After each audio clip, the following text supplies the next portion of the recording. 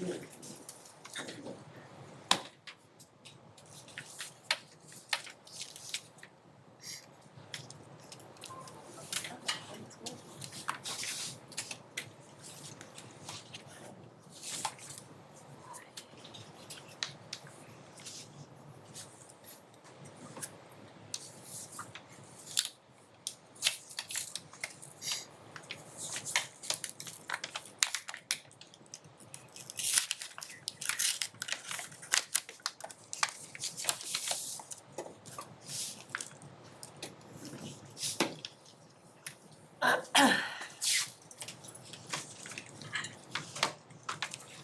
about that?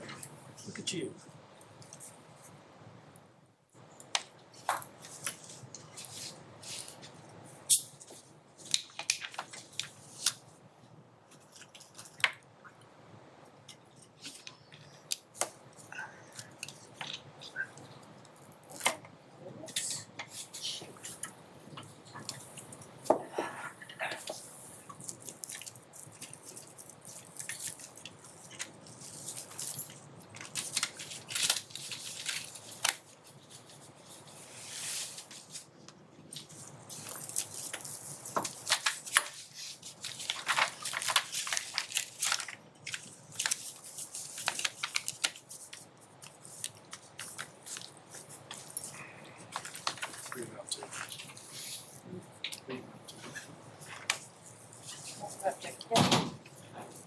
Hello.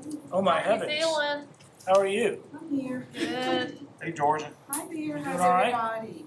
Very well. Okay. Right Where there. am I? Okay. You are right there, yes ma'am. Alrighty. Everybody It's good to doing see okay? you moving Well, around. thank you. It's good to be moving around.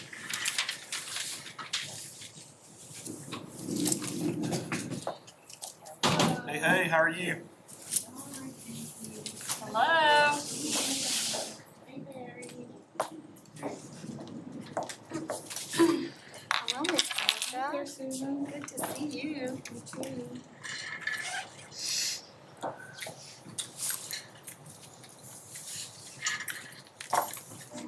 Can I get you to sign this? There's just that code of conduct that was in Yes. February. Okay.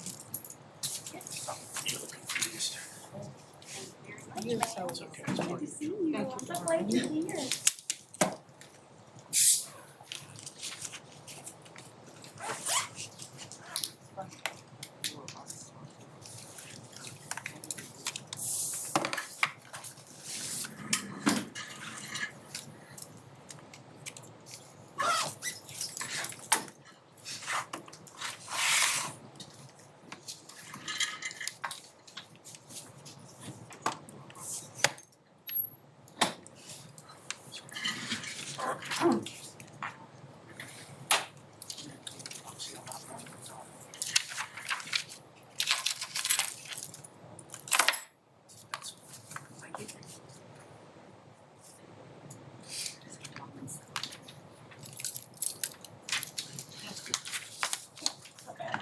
Sometimes. I don't always.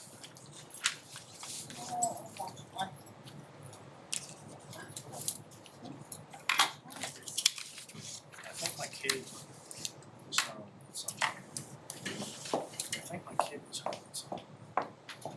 Was over the laundry. Was not mine, that thing's. Oh. I heard the shower. Spring break, it's on. Yes. How's it going? Oh, he was on that. How y'all doing being empty nesters? It is what it is.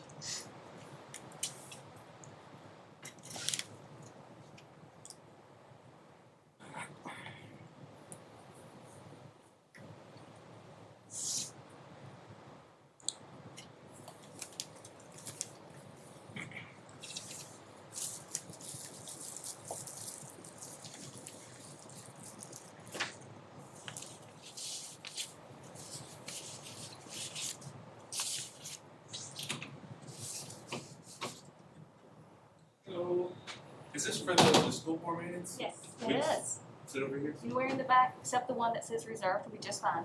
Okay.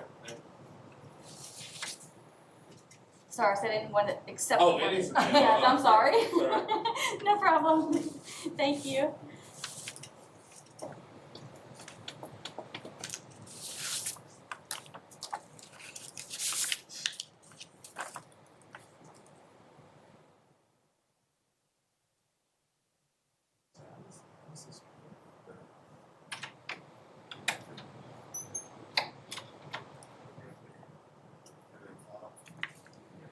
So they And here I am.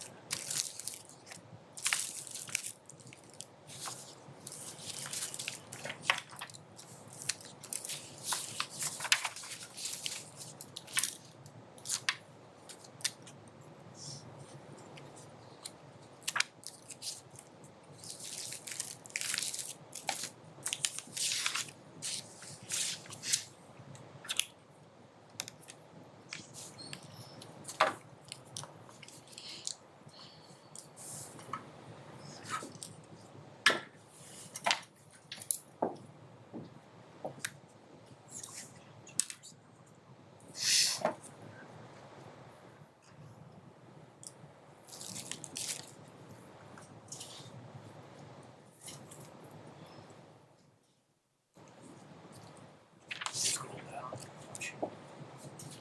Once you got to that page. Yeah, right there. It's not there.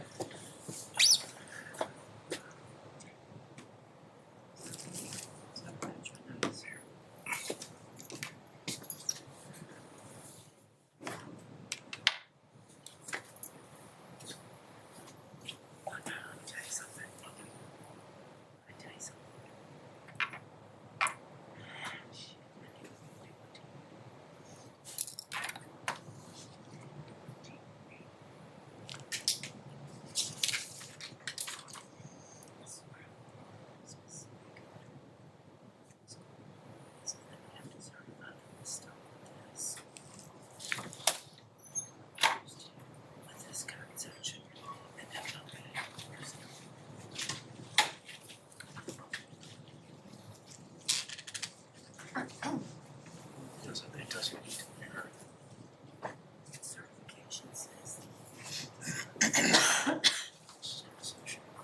What about Connor? Hey, Dr. Connor. Good evening, how are you, sir? It's going well. Honor. This is Dr. Camille?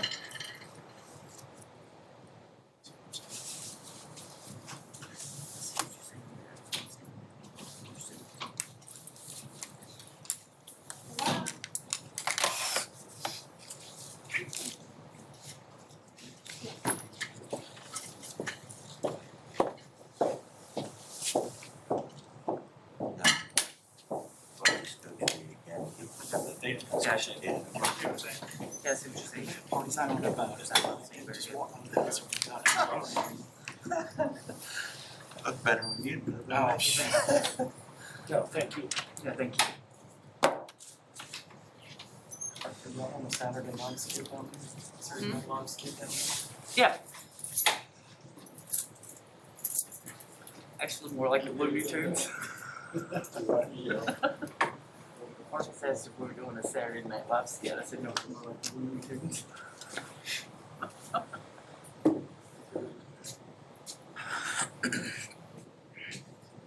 had a headache for 3 days. Need a goodie pouch? I might take one. It just took 3 hours. Got one.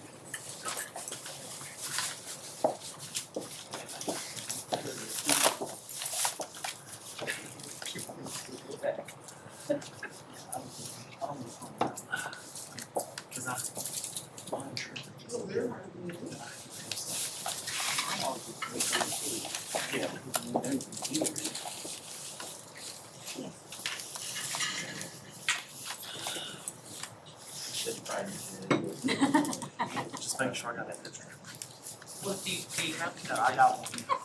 Thank you, Fred. Yes, sir. I was my glasses at work, so I really can't see. Yeah, that's on my to-do list. Glasses? Yeah, I gotta have some. Never had glasses a day in my life. And diabetes is triggering my eyesight going bad. So now bifocals.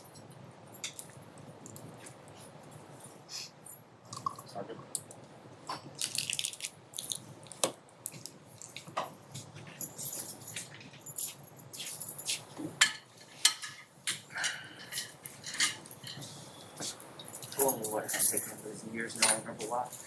Do what?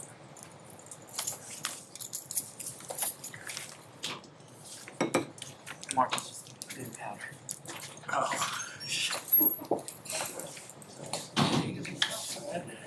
Mama used to take BC. No. Evening. Because the problem is, it's Mama is too much. Taking BC's on couple of them. When we were kids, it was kind of a dare to take BC with the soda. See you in real life. My.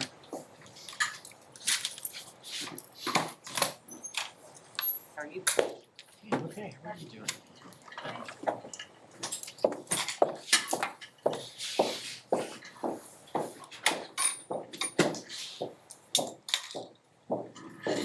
Hi, John, how are you?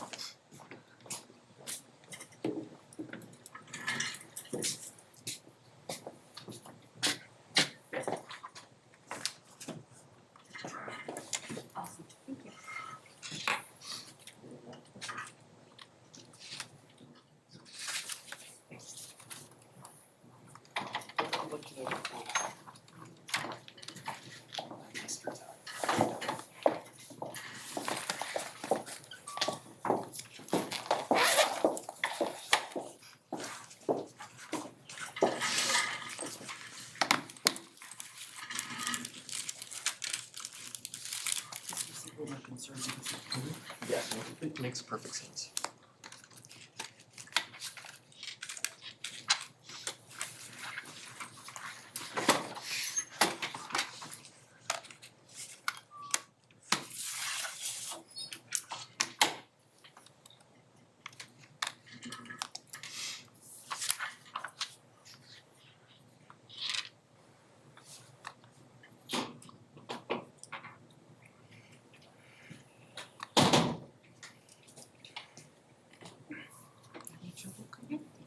Oh.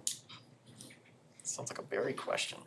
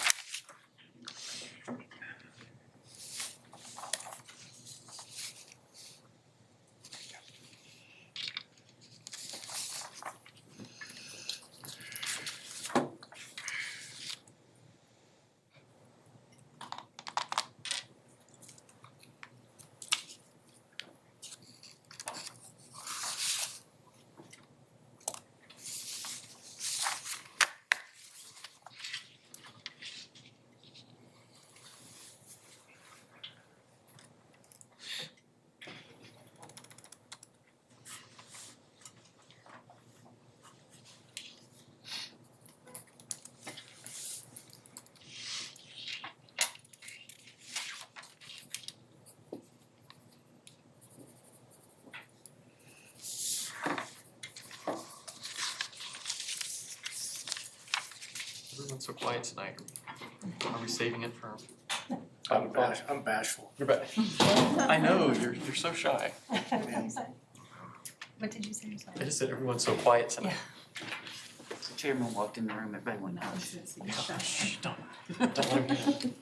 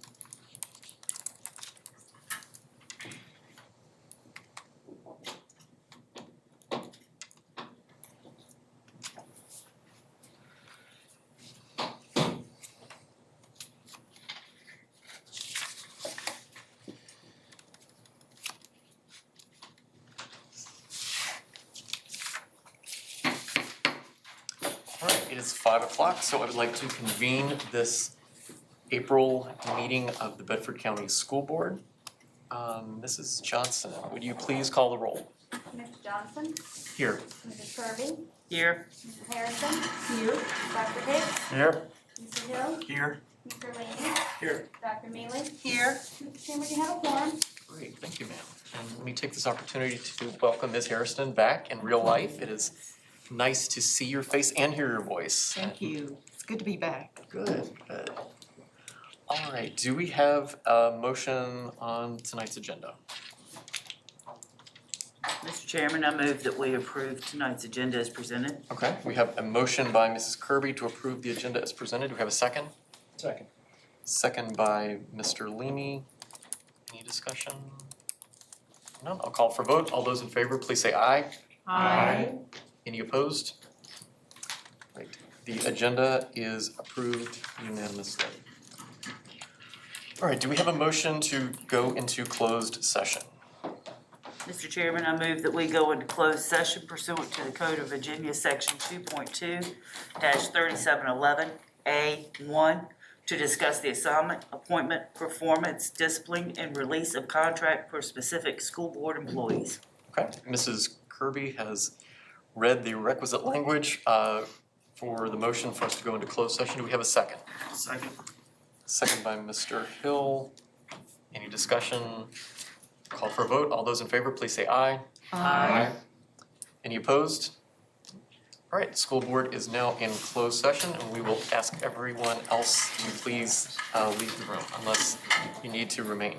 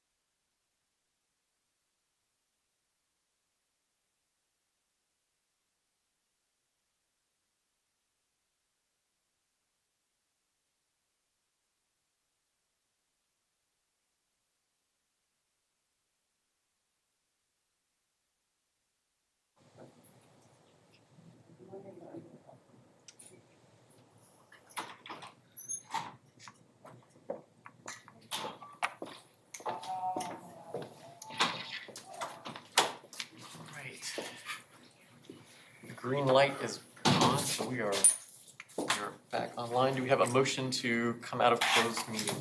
So moved. A motion by Mr. Leamy, do we have a second? Second. Second by Ms. Hairston, any discussion? None, a call for a vote, all those in favor, please say aye. Aye. Any opposed? All right, we are now back in open session. Ms. Johnson, would you please certify the closed meeting? Whereas the Bedford County School Board has convened a closed meeting on this date pursuant to an affirmative recorded vote and in accordance with the provisions of the Virginia Freedom of Information Act. And where Section 2.2-3712D of the Code of Virginia requires a certification by this school board that such closed meeting was conducted in conformity with Virginia law. Now therefore be it resolved that the Bedford County School Board hereby certifies that, to the best of each member's knowledge, only public business matters lawfully exempted from open meeting requirements by Virginia law were discussed in the closed meeting to which the certification applies, and only such public business matters as were identified in the motion convening the closed meeting were heard, discussed, or considered. Yes. Yes. Yes. Yes. Yes. Yes. Yes. Thank you. You're welcome. Inasmuch as we have no action out of closed meeting tonight, we will proceed to staff reports. So first update, vaccine clinic update, Dr. Woodford. Good evening, members of the board. Later in the evening, we will be recognizing the hard work of our school nurses this year. One very important part of their work was receiving training for administering the COVID-19 vaccine and then working in our local clinics to give the vaccinations. In coordination with Bedford Emergency Services, Janet Blankenship, Jack Jones, and many community agencies, including the fire department, the police department, the town police, the water authority, DSS, and our school system, we were able to offer 7 vaccine clinics specific to our staff. 56% of our staff that are on site in schools daily receive vaccines through the school-supported local clinics, which included EMS clinics and HealthWorks clinics. We can only give you the numbers of vaccinations that we assisted in scheduling, so the percentage we're able to report is lower than the actual amount of staff we have vaccinated, as many of our staff members acquired their vaccination through their own medical providers or in other clinics.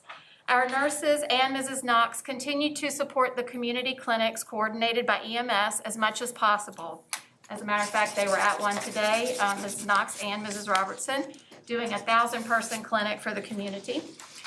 Any staff member that was on a waiting list or unable to get the vaccine while our clinics were being offered are still able to sign up through the county sign-up system, and Mrs. Janet Blankenship is prioritizing them in the community county clinics. Bedford County has now moved into vaccination phase 1C, which will open vaccinations to students ages 16 and up.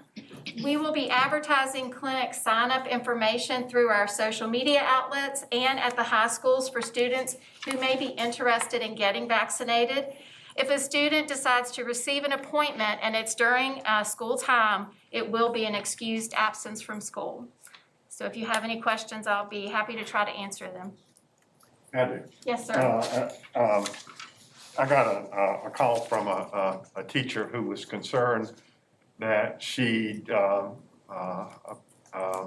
apparently chose not to get the vaccine when it was initially offered, and then changed her mind and got her first one at CVS, and will be getting her second one soon. And she was concerned about the email that all the employees got concerning the COVID relief leave thing not going past today. And if she got sick from her second shot, would she have to use her own sick leave?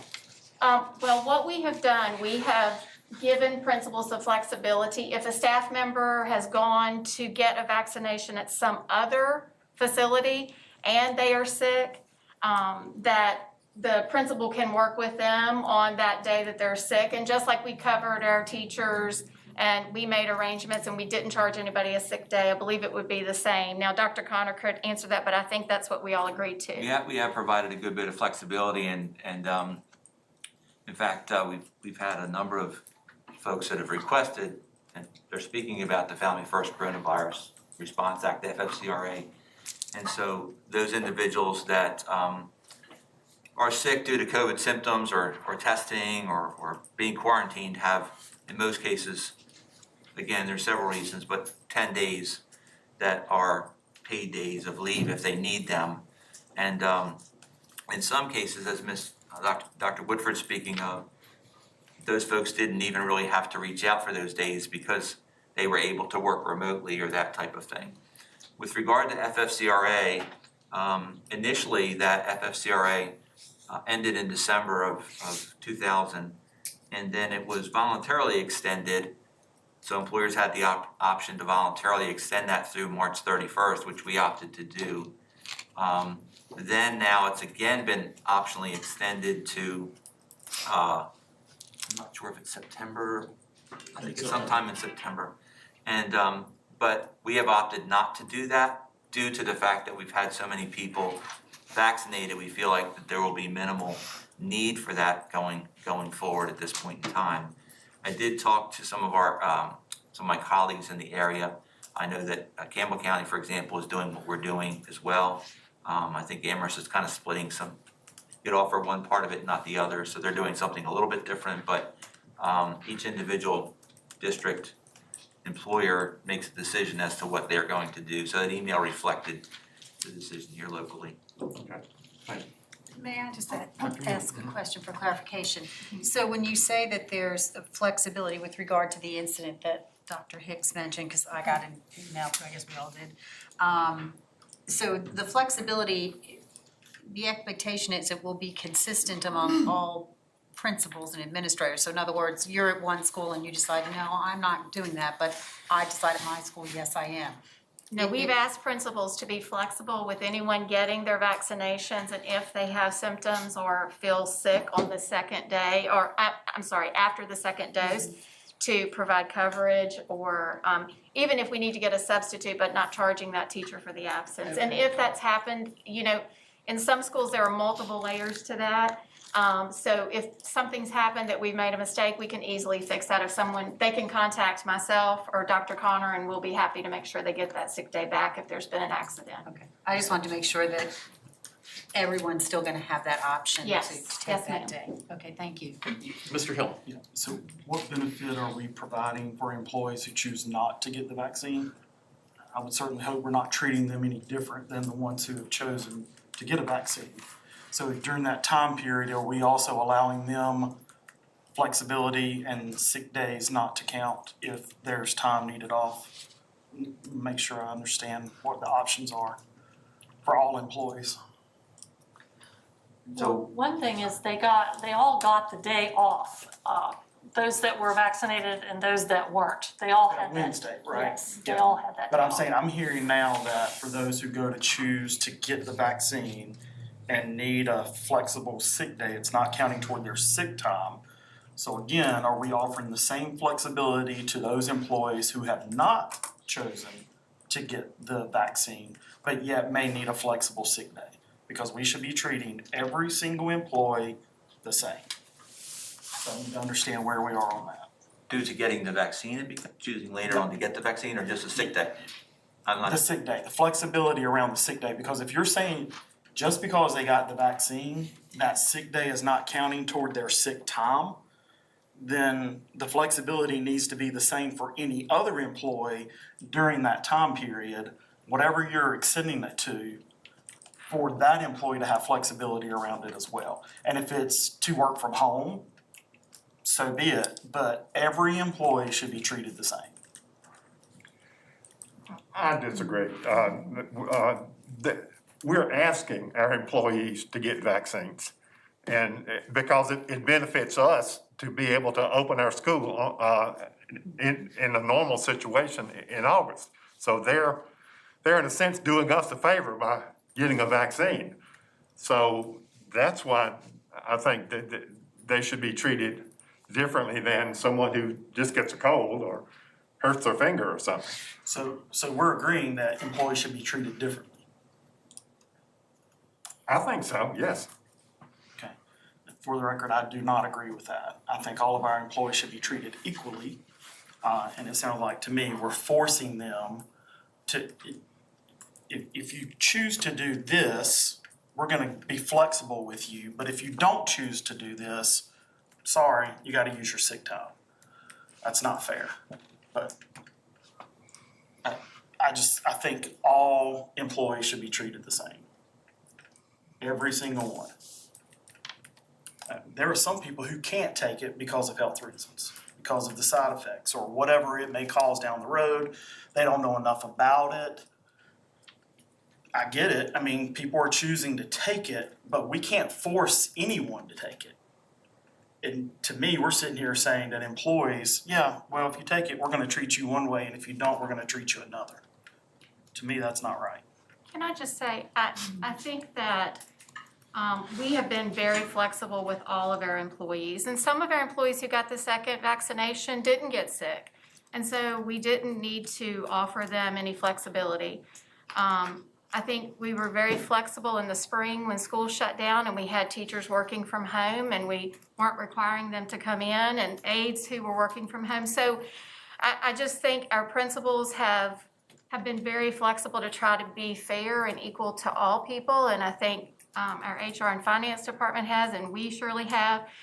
And it's not that someone who gets a vaccine gets a day. We're just trying to work with them if the side effects are there, just like we've been working with people who get sick in the middle of the day and they're not sure if it's, related to COVID or whatever, and we let them go home and we don't charge them for that. So I think there's a lot of flexibility. We've been offering all year because it's just been the year for flexibility. So I just want to say, we are not saying you get a day just because you took the vaccine. We're just trying to be understanding that if getting it to help us makes you sick, we're going to work with you. Right, completely understand, and I appreciate the flexibility, but I just want to make sure we're not giving a message of, hey, we're going to be flexible with you because you took the vaccine, and sorry, you didn't take it, we're not going to be flexible. So if I'm hearing you say we've given the principals the availability to be flexible during this time or this year, I'm fine with that because that tells me we're treating all employees the same. But if that's not the message, then I have a very big problem with that. So. Any questions, concerns, comments? I'd just like to say thank you to everyone that worked so hard on that. Ms. Robertson hiding in the back there, Ms. Knox. I've heard so many stories from teachers and other staff members that attended the clinic, how smooth everything was. Very different experience from what my father had when he went to a national chain to get his vaccine. But I know that was not easy, so great work to everyone that worked so hard on pulling that off. Really appreciate it. All right. The update that many families are anxiously waiting for. Dr. Francis, graduation update. All right, good evening, members of the board. I'm gonna give you a little bit of background information, things that we looked at and so forth, and then there are 3 options. And after I do this, if you need me to email tomorrow or something, or if you have additional questions, please ask. Because we basically do have 3 options, but I wanna give a little background information so we're all kind of on the same page. Graduation will take place on May 29th. Okay? A rain date will be determined based on the venue that we have with the 3 options, but all 3 options do include streaming. So that's something that we wanted to make sure we had. The current guidelines that we had to use were 30% capacity indoors with a maximum of 500, or 30% capacity outdoor with a maximum capacity of 5,000. You have to take the smaller of those. So if the capacity can go up to 5,000, but if 30% is 1,500, you have to use the 1,500. So that's the guidelines.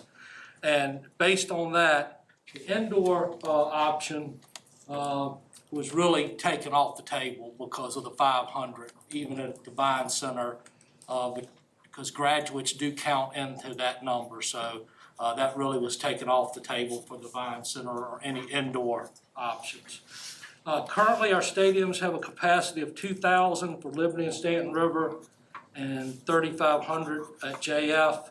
And these are stated capacities in the VHSL directory. Those have to be stated for things like playoff games and so forth. So, and based on these standards, Liberty and Stanton River could seat 600 people, and JF 1,050. Now, I want to remind you that does include the graduates, okay? Senior class sizes are 195 at Liberty High School, 231 at Stanton River, and 373 at Jefferson Forest. And based on that, these three options have been developed. All of the options that I'm going to give you allow for a minimum of 2 tickets per graduate. All of the options allow for a minimum of 2 tickets. Option 1, this would be a ceremony for all 3 schools on May 29th at Williams Stadium at Liberty University. And time slots would be determined based on LU working with us because they would have to take care of the venue in between ceremonies. This option would allow for 10 tickets per graduate because their capacity is about 40,000 in Williams Stadium, so we could use the 5,000 and so forth. So a rain date would need to be established with LU if they could accommodate the ceremonies, and LU is currently working to see if they can do that. They have not said no, but they have not confirmed yes either. So we know we can't use the Vine Center. They are working to see if Williams Stadium is available, if they can pull graduation off on that date, and so forth. But as I said, we would have to look at a rain date because of the fact that the availability of a stadium like that with team camps and those type of things is very limited. Option 2 is to hold all 3 graduations at the Hillcat Stadium in Lynchburg on May 29th at various times to be determined. This option would allow for a minimum of 2 tickets per graduate using their current capacity. It may be expanded because they have gotten waivers from Lynchburg City in the past, because if we can use seating on the field, concert type seating, they've upped their capacity, so it would be a minimum of 2 tickets per graduate. That might move up based on that. This option, as I said, does provide some very good seating. It's seated areas, it is covered areas out of the sun and so forth. Mr. Jones, who's Chris Jones with Hillcats, has done this before when he was in California. He actually did it with his minor league park there, and they put on 8 or 9 graduations in a season. So he's had plenty of experience with it, and he said he felt like he could pull this off, and it would be no problem. The only, I guess, issue with the Hillcat Stadium is if it were a rain event and it were rained out on Saturday, they would have tarps on the field. We could not go to Sunday, and the next week they have game. So we would have to do a rain date at our schools, and that would be on Tuesday, June 2nd. And I'm gonna go through the third option, which would be at our schools, at the high school stadiums.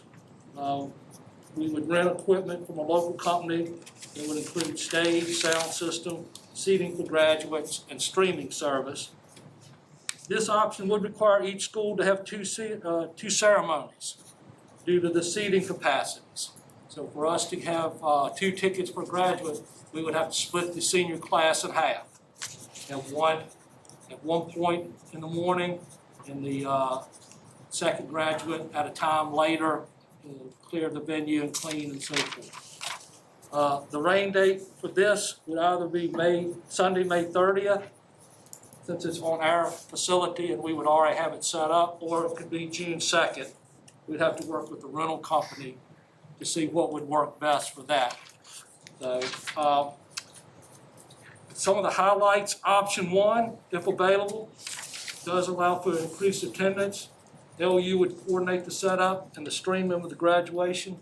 It would require less stress on our principals and staff because LU would basically be running and setting everything up.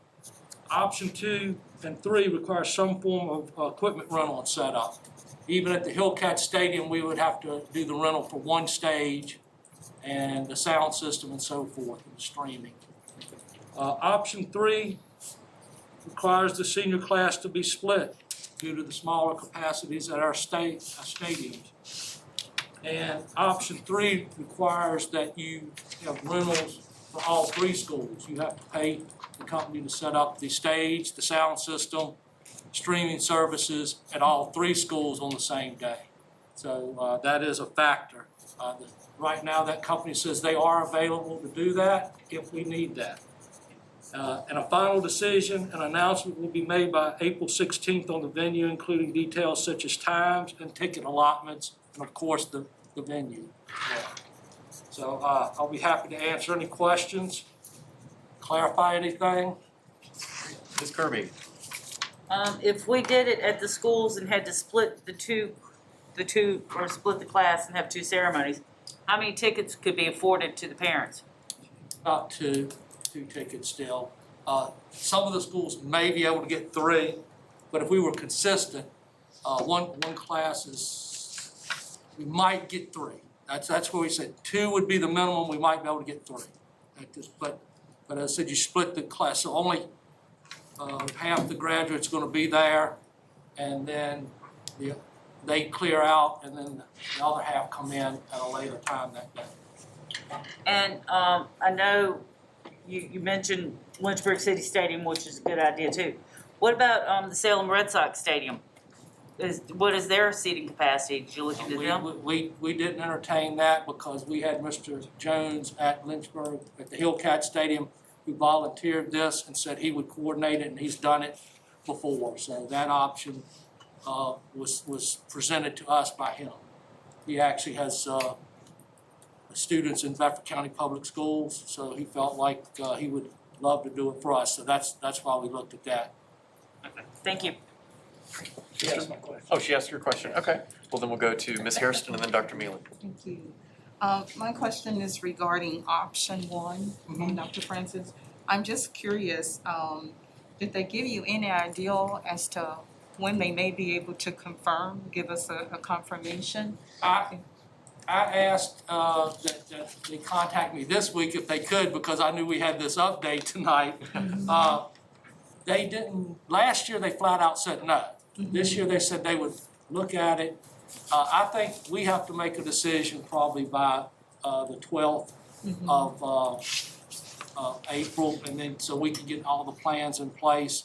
And so I'm hoping they will email me either tomorrow or over spring break to give me an update. But obviously, if LU can do it, that would be our first option. We already have a contract, even though we're not going to use the Vine Center. They've done an excellent job in the past and coordinated everything. So I'm hoping, but I think if we got to April 12th and they can't commit, then we're probably going to have to go with option two, then, which would be the Hillcat Stadium. Okay, so Dr. Mealy, then we'll get back to you. Yes, I just have a question about option two. You said there were covered areas. Could you expand upon that Yeah, just a little bit? if you've been to the Hillcats, the baseball area, they have behind home plate and so forth. There's an area that's covered. So if you had spectators that maybe had medical conditions, some of those things, and wouldn't be good for them to be in direct sunlight, we could seat them there in that area because a portion of about half of the seating is covered, so out of the direct sunlight. And so we still might require a rain date for that one as well. Yeah, the rain date would be, for the Hillcat Stadium, would be June 2nd at the high schools. And we would have to do split two graduations because they would have the tarps down and it just said it would be no way that they could get everything set up. If it's raining so hard, we couldn't do these ceremonies on the Saturday, the 29th. Great, so Mr. Leamy and then Dr. Mealy. With option two, you had mentioned with the possibility of on-field seating for spectators, do you think, how many tickets do you think we could squeeze out of that? Mr. Jones said that when he's gone to the city before and done like a concert, it substantially bumped up their seating capacity. So if he can get that option, we may be able to go with 4 tickets Okay. per graduate. So he said he would explore that and see, because we are gonna be, the graduates would definitely be seated on the field. Sure. And that's, but if we can use the expanded capacity like for a concert, then the seating goes up from that, and we may be able to get up to 4 tickets per graduate. Yeah, because we need, last year, my son graduated last year, and we all know how things went last year for everyone. But we need to afford these families or give these families an opportunity for as many tickets as we humanly can. So, if option 1 falls through, I think the Hillcat Stadium is viable for that, especially if we can get the on-field seating. Right, Dr. Hicks and Ms. Are Coker. the costs somewhat comparable for the 3 options? Well, realistically, the most expensive is option 3. You're looking at almost $45,000. Rent the equipment at all 3 schools on the same time because you're renting 3 sets of it. Option 2, Mr. Jones said he would work with us. The only thing he's gonna require is we cover the cost. So he's not gonna make a profit. He said he would do this and basically we'll have to cover the cost, which sounds like it's gonna be cheaper. Now, LU is $15,000 for all 3. That's what they've charged us for the buying center. Now, they may ask for additional funding based on Williams Stadium and the setup and so forth, but, that's about what they've charged us in the past is $15,000. So, option 2 may be actually the most cost-effective because of the Hillcats working with that. As I said, if LU left it exactly at $15,000 for all 3 graduations, obviously it would be the most cost-effective and seat the most. You don't have an idea of the cost of the Hillcat? Yeah, it's gonna be, we will have to cover the cost of 1 rental of stage, sound system, so forth, like we would at the schools, and then whatever the Hillcat's cost is. As I said, he's gotta pay some of his staff members and so forth, like to clean the restrooms and do some of those things. We would provide things like to the ushers and all of those type of things, but that's what Mr. Jones indicated, that it would just be to cover the cost of what he has to pay. But you don't have any idea what that? No, he's gonna work on that and give that back to us, and I definitely, as I said, if we commit to him, he'll definitely have because right now he understands that LU is the first option, and because we already have a kind of an agreement with them if they do provide Williams Stadium. Okay. He's understanding of that. All right, Mr. Hill, then. I think you just answered my question. I just want to make sure, option 1 is our first. You're saying that is what we're working toward. Yes. If that doesn't work, then we go to option 2. 2 and then option. Okay, perfect. Thank you. Because of the seating and the just, capacity, we would love to go to LU, Williams Stadium.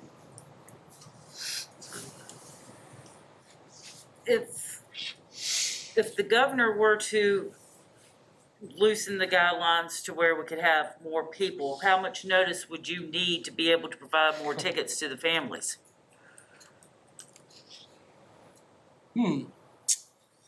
I would think if we're doing it,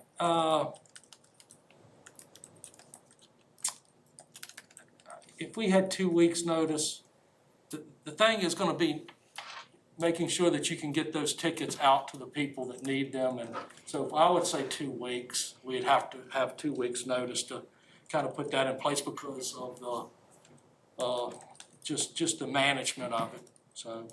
So if he were to loosen the guidelines 2 days before, Ooh. we couldn't. Yeah, I mean, at LU, at the Williams Stadium, 10 tickets, I think, would be adequate for most anyone. So I don't see that. The only where it would throw us probably a curveball would be at Hillcat Stadium, or if we did it at our schools, because 2 days, I don't know, that would not be enough. I would think we'd need at least 10 days to kind of get that and prepare for that and make sure that we've got the people working and organized. And this would probably happen anyway. But I'm under the assumption that these 10 tickets with the seating, with the COVID protocol, that all 10 people would have to sit together in a cohort? Yes. So they'd have their own assigned sections more or Yeah, less? we would have to work that out. As I said, the one thing about Williams Stadium is they have so many rows, they can use every other row, that type of thing. The Hillcats, Mr. Jones indicated that they had done that type of seating and configuration so that they could work that out. At our schools, it would be a lot tougher because obviously we have bleachers, but we also have those areas around. So we'd have to do something with having kind of boxes painted or something like that, so. And one more question, Sure. I'm sorry.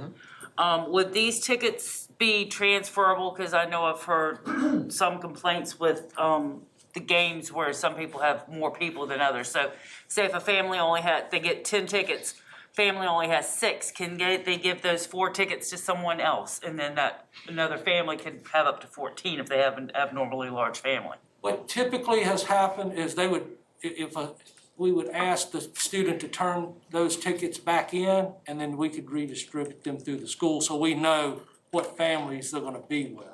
So yes, we could redistribute it, but we would need to know for the seating purposes, if family X needs 14 tickets, but family Y only needs 6 tickets, we need to know that. So we would ask the student that does not need as many tickets to turn those in, and then we could redistribute them to other families that needed more. Thank you.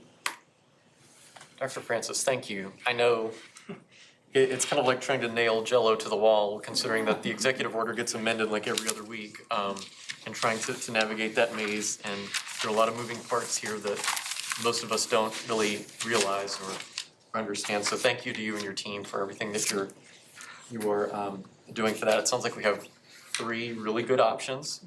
And by April 16th, we will know exactly which one we're doing, unless within 2 weeks the governor changes the executive order again and maybe allows for more capacity at the graduation. So stay tuned. April 16th, I believe is it, right? 16th, yeah. April 16th, we will have the final plan ready to announce. And how will we make that announcement to the families? Will that be communicated through the schools, social media, all of the above? I think we'll do all of the above there. Okay.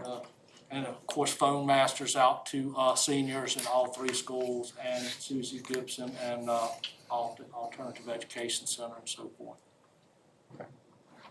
Great. Any other questions about graduation plans? All right, thank you very much. All right, moving on. Another anxiously awaited topics. School year 2021-22 planning update. Executive staff. Thank you, Mr. Chairman. Tonight, executive staff will share some preliminary plans for next school year. These are fluid plans because we will still be abiding by the governor's orders, CDC and BDH guidelines, along with BDOE clarification. And an example of that is that there is a bill 1307 currently sitting on the governor's desk awaiting signature that we are expecting to be signed. And this does define or explain that hybrid instruction, hybrid schedule is not part of the 990 hours or 180 days. So we have taken this into effect. Dr. Woodford will talk further about this, but we anticipate that will be in effect at least through next year. So that will impact our in-person schedule such that I will let her talk about it, but we will not have hybrid. We don't anticipate having hybrid like we did this year. So I will turn it over to Dr. Woodford to explain in more detail.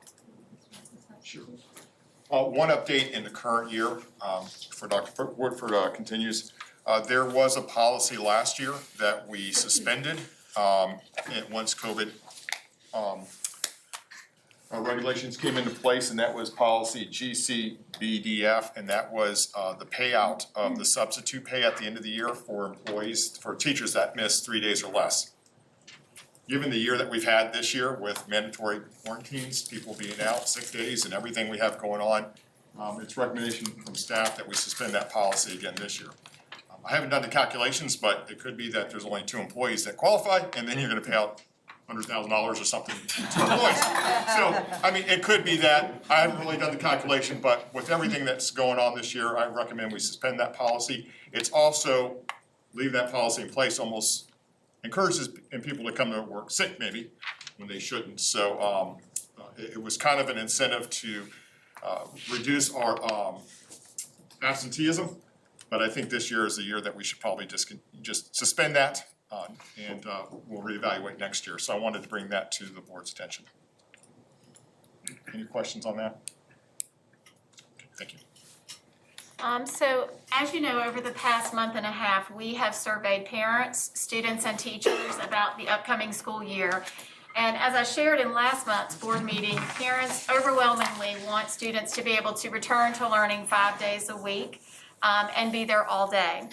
As part of our survey results, we have looked at aspects of the past year that were successful, that teachers felt were successful, that students felt were successful. And that includes small class sizes, our mitigation strategies, cohort groupings, flexible learning days, flexible Wednesdays, collaborative instructional days, and the learner coach model. I want to let you know, to the extent possible, we're going to try to incorporate these into next year's planning. But as Dr. Rogers mentioned, the governor has bills on his desk now, and it looks that we will not be able to get a waiver for the 990 clock hours and 180 days of school. And that part of that bill says that any hybrid instruction will not count. So instruction has to be face-to-face unless you are in a 100% virtual program or at a community college or something like that. So this is going to reduce some of our flexibility that I think our students and our teachers have enjoyed this year, but it may be out of our control, at least for next year.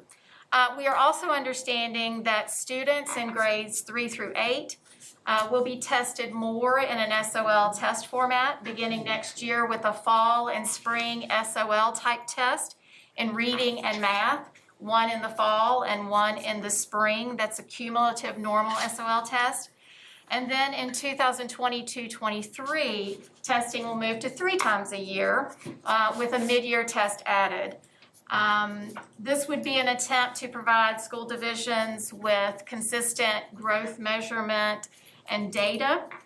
So we will be looking at that and what that means for creation of our own common assessments. We don't want to over-test students, so if students in grades 3 through 8 are tested in reading and math 3 times a year, we're not sure we feel that that's necessary to add testing to that.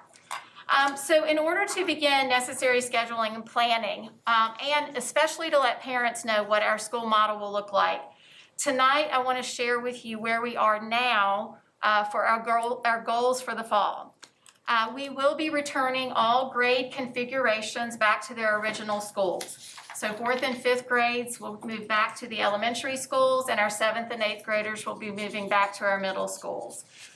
Students will attend school 5 days a week, all day, with the elementary school returning to instructional start time at 8 o'clock and ending at 2:30, and the middle school and high school instructional start time of 9 o'clock and ending at 3:30. At this time, we are planning for 3-foot distancing with a mask, and will follow CDC and VDH guidelines. And if these mitigation strategies are eased in the fall, we will ease our mitigation strategies based on that information. I know at the last school board meeting, Mr. Hill inquired about areas of the school being designated for mask and others not for mask. We have talked about this and don't feel it can be done for several reasons. The first, and I think probably the most important, is that we as a school system can't violate the governor's order. In addition, it would take an increased amount of staff, and our employees would still be required to wear a mask and abide by the governor's order. We would not want to place them in jeopardy by requiring them to teach in areas where no one was wearing a mask, as there will be some classes that we would consider specialized classes that would take a specialized teacher, our dual enrollment classes, our world language classes, our CTE courses. And so we don't have teachers that could teach in a masked area and an unmasked area. We also plan to continue with all of our cleaning protocols and use of hand sanitizer and routine frequent hand washing during the school day. In addition, we will continue to offer mowing services to assist our custodians with outside work to allow them to be in the school doing the additional cleaning needed. We will also continue to offer a 100% virtual option. All students wishing to be in the 100% remote learning option will need to complete a request application and sign an agreement for next year. Students that have struggled in virtual learning this past year, who have not been engaged, have not been attending courses, who've not been completing work, who have failing grades, or have been having issues with truancy, will not be considered for virtual learning next year. In addition, with new requirements for seat time coming from the Department of Education and the Governor's Office, we will have to require more synchronous instruction for students to meet those required hours. And at this time, we haven't gotten clear documentation or information about what virtual learning can look like. This application and a parent agreement will be available starting tomorrow morning, April the 2nd, on the Bedford County website, all of our school websites, and we will be sending information out through our parent call-out, email systems, and our social media. And after this presentation, I will send you a copy of that parent agreement and application so you can see it. These applications are due by Friday, April the 23rd at 5 p.m. I would ask that the school board support this as a firm deadline to enable our principals to begin master scheduling and to allow for central office to begin work to get teachers placed in schools before the summer break. Obviously, if we have students move into the area over the summer, we would offer them the possibility of 100% virtual. But for our current students or enrolling kindergartners who currently live here, we would like that April 23rd date to be solid. As a reminder, kindergarten registration is now open. So we are encouraging parents of kindergartners who are coming into our schools to register online. All of that information is on the Bedford County website, and it will be going out tomorrow with the application. That they need to register at the school their child would be attending in person, and then they should also fill out the remote application request before April the 23rd if they're interested. At this time, I'm going to ask Dr. Dewis to talk to you a little bit about transportation for next school year, and when he is done, we are all happy to answer any questions you may have. Thank you. This year, on school buses, we've implemented 3 feet distancing, required mask use. We've kept windows open whenever possible. We sanitize buses between runs, and we've had hand sanitizer available loading and unloading the bus. For next year, we anticipate planning to lessen the distancing for each student, seating up to 2 students per seat as a general guideline, whereas this year it's really 1 student per seat. We don't know what the guidelines and rules will be for that, but in order to support 5-day-a-week, full day return to the regular school hours, we think that's the way the bus will need to be, bus routine will need to be set up. We'll keep all other measures in place if needed, as recommended by the CDC and Virginia Health Department. We'll need to also continue to encourage families to bring their kids to school if possible, to reduce the number of students requiring bus transportation. And we've already begun recruiting additional drivers we'll need to transition from the 3 bus runs we're currently doing to 2 next year. If you have any questions, we're happy to try to answer them. Dr. Mealy, first out of the gate. I do have one. I know part of the issue last year with the firm date that we had was the fact that we made changes. So are parents going to be assured that what is on the site is what's happening, and unless the governor steps in or some other issue comes with the CDC or whatever, that is the, Yes, if the plan. the only way that would change would be if the governor were to become more restrictive. I think we feel like the goal that we hear from the state and the Department of Education is in person, all day, every day. So we're hoping that this won't change. Okay, Dr. Wolford, you mentioned the start and end times for the school days. How will the school days run? Will the kids actually be changing classes again? Or are we gonna stick with the learning coach model, or are we gonna go back to regular classes? Well, we haven't come to those small finite details, but I will say because of the requirement for face-to-face instruction, we will have to figure out how to move students between classes.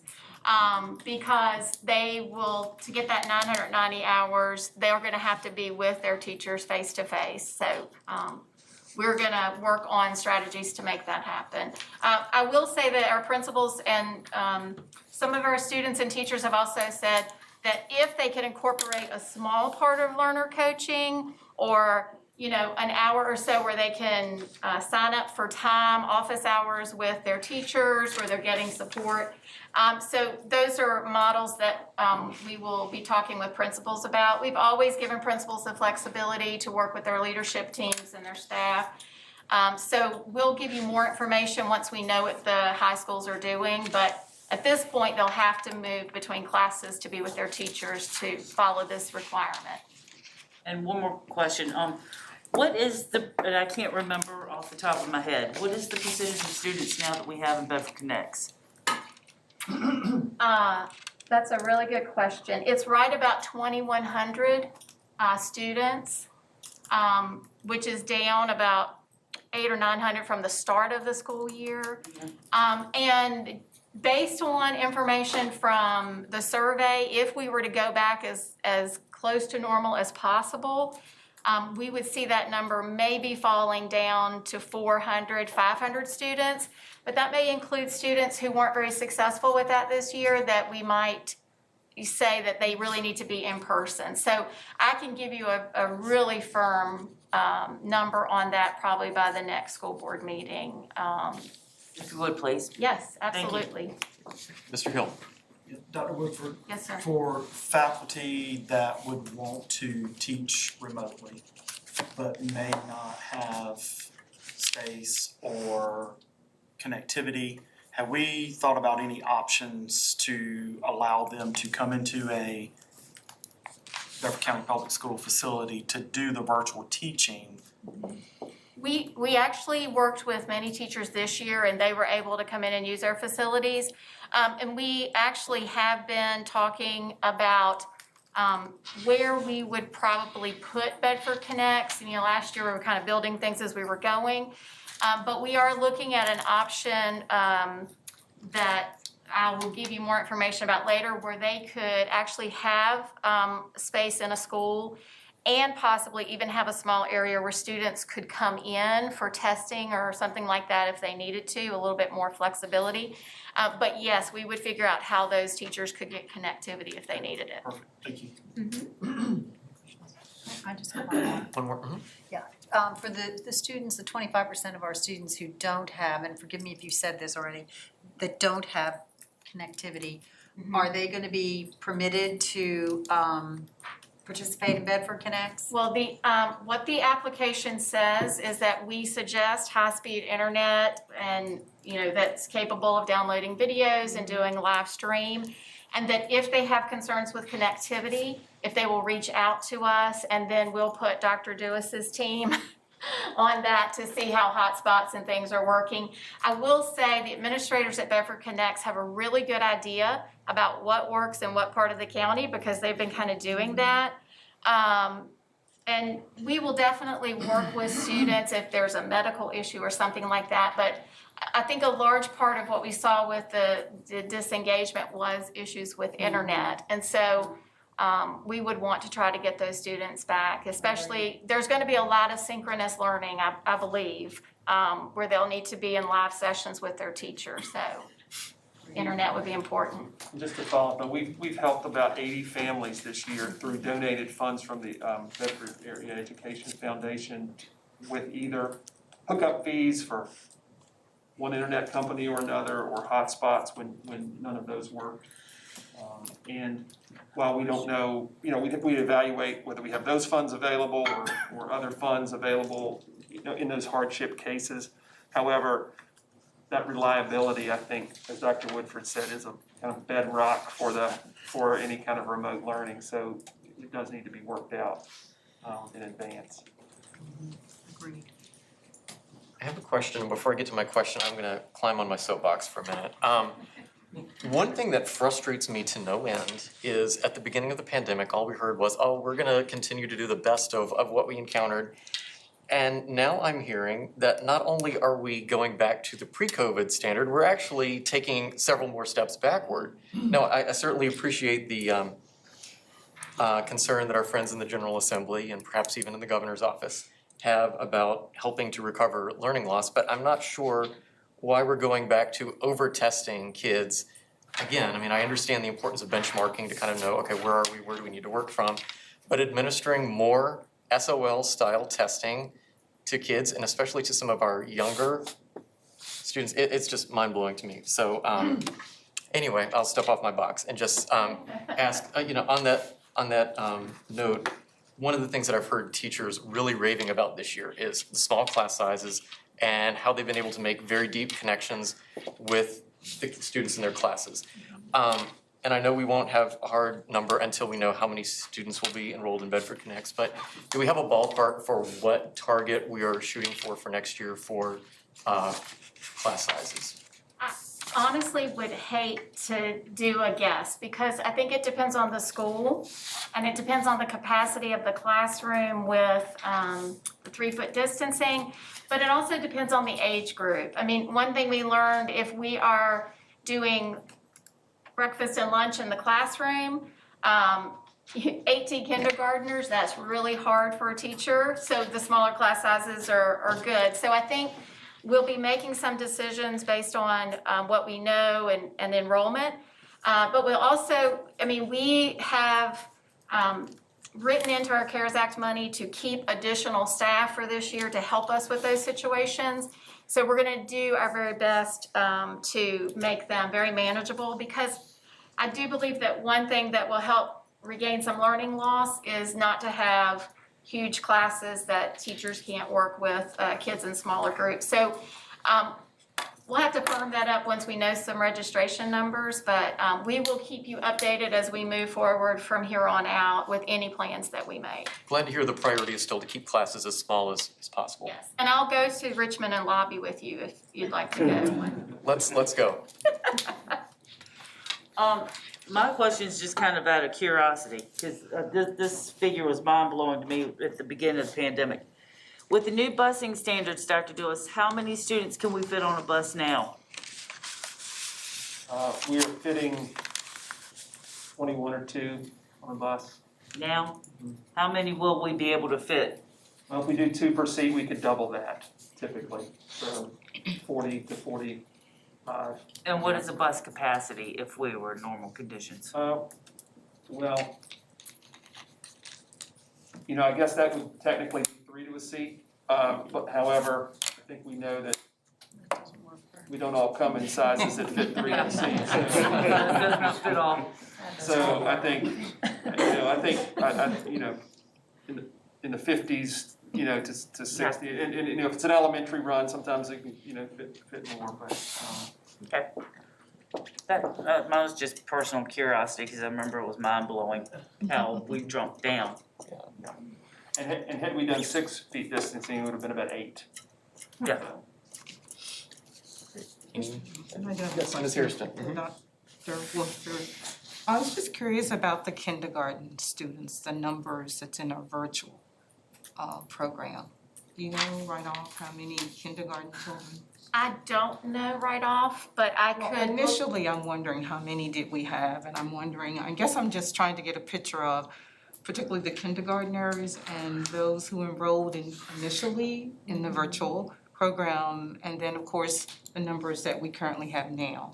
I could get those numbers from Mrs. Bowyer for you. I will say we returned a lot of kindergarten, first and second grade students to the classroom during the first semester and again at the end of first semester. So I think a lot of parents realized their students needed that social interaction. So I could get those numbers for you. I don't have them at my fingertips, but I'd be happy to email them to the board. Okay, all right, thank you. You're welcome.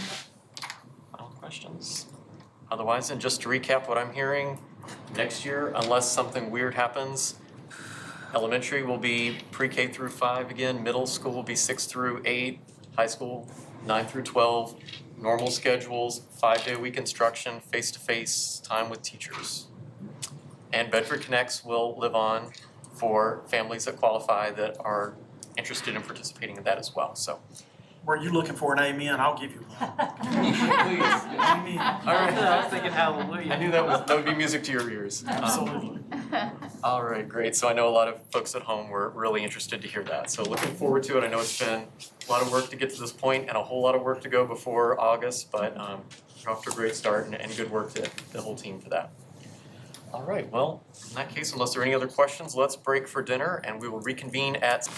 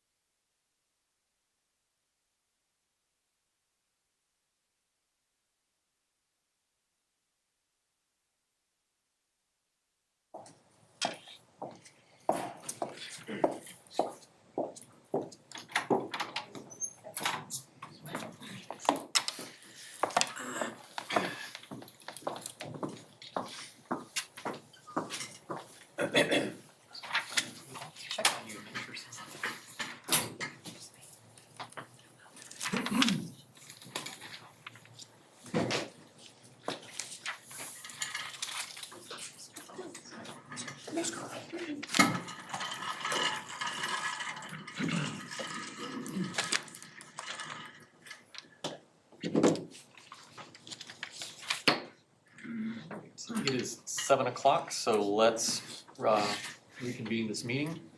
Would you please stand for the Pledge of Allegiance?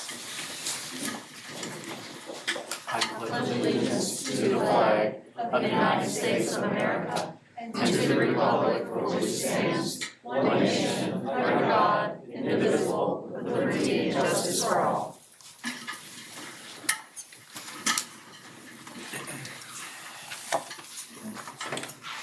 We now move into our public comment portion as soon as I find the script I'm supposed to read. So the public comment portion of tonight's agenda is limited to 25 minutes. Individual speakers are limited to 3 minutes, while anyone representing an organized group will be allowed 5 minutes, provided they are the sole speaker from that group or organization. Speakers are asked to state their name, address, voting district, and organization or group if applicable. The school board is here to listen to your comments, but will not engage or respond to speakers during this 25-minute period. Please remember that this is a public meeting and that we expect all speakers to refrain from any foul, abusive, or hateful language. Mr. Edwards will serve as timekeeper for individual speakers with a ringing bell indicating that a person has 30 seconds remaining, and a second bell will ring indicating a person's 3 minutes have expired. Dr. Rogers will serve as timekeeper for our cumulative 25-minute period. When Mr. Edwards' 3-minute bell timer rings, please discontinue speaking and allow the next person in line to come to the podium. Should you be unable to finish your comments, please send or give them to Mrs. Johnson and she will give them to board members. Mr. Edwards, do we have anyone signed up to speak this evening? Mr. Chairman, 2 individuals have scheduled: Larry Allen and Brandon Bays on behalf of BC Performing Arts. Wait, are you saying Ms. DeLong is not on that list? I had to double check with her before I came up here just to make sure. Wow. This is really your April Fool's joke on us, isn't it? Mr. Allen, come on up.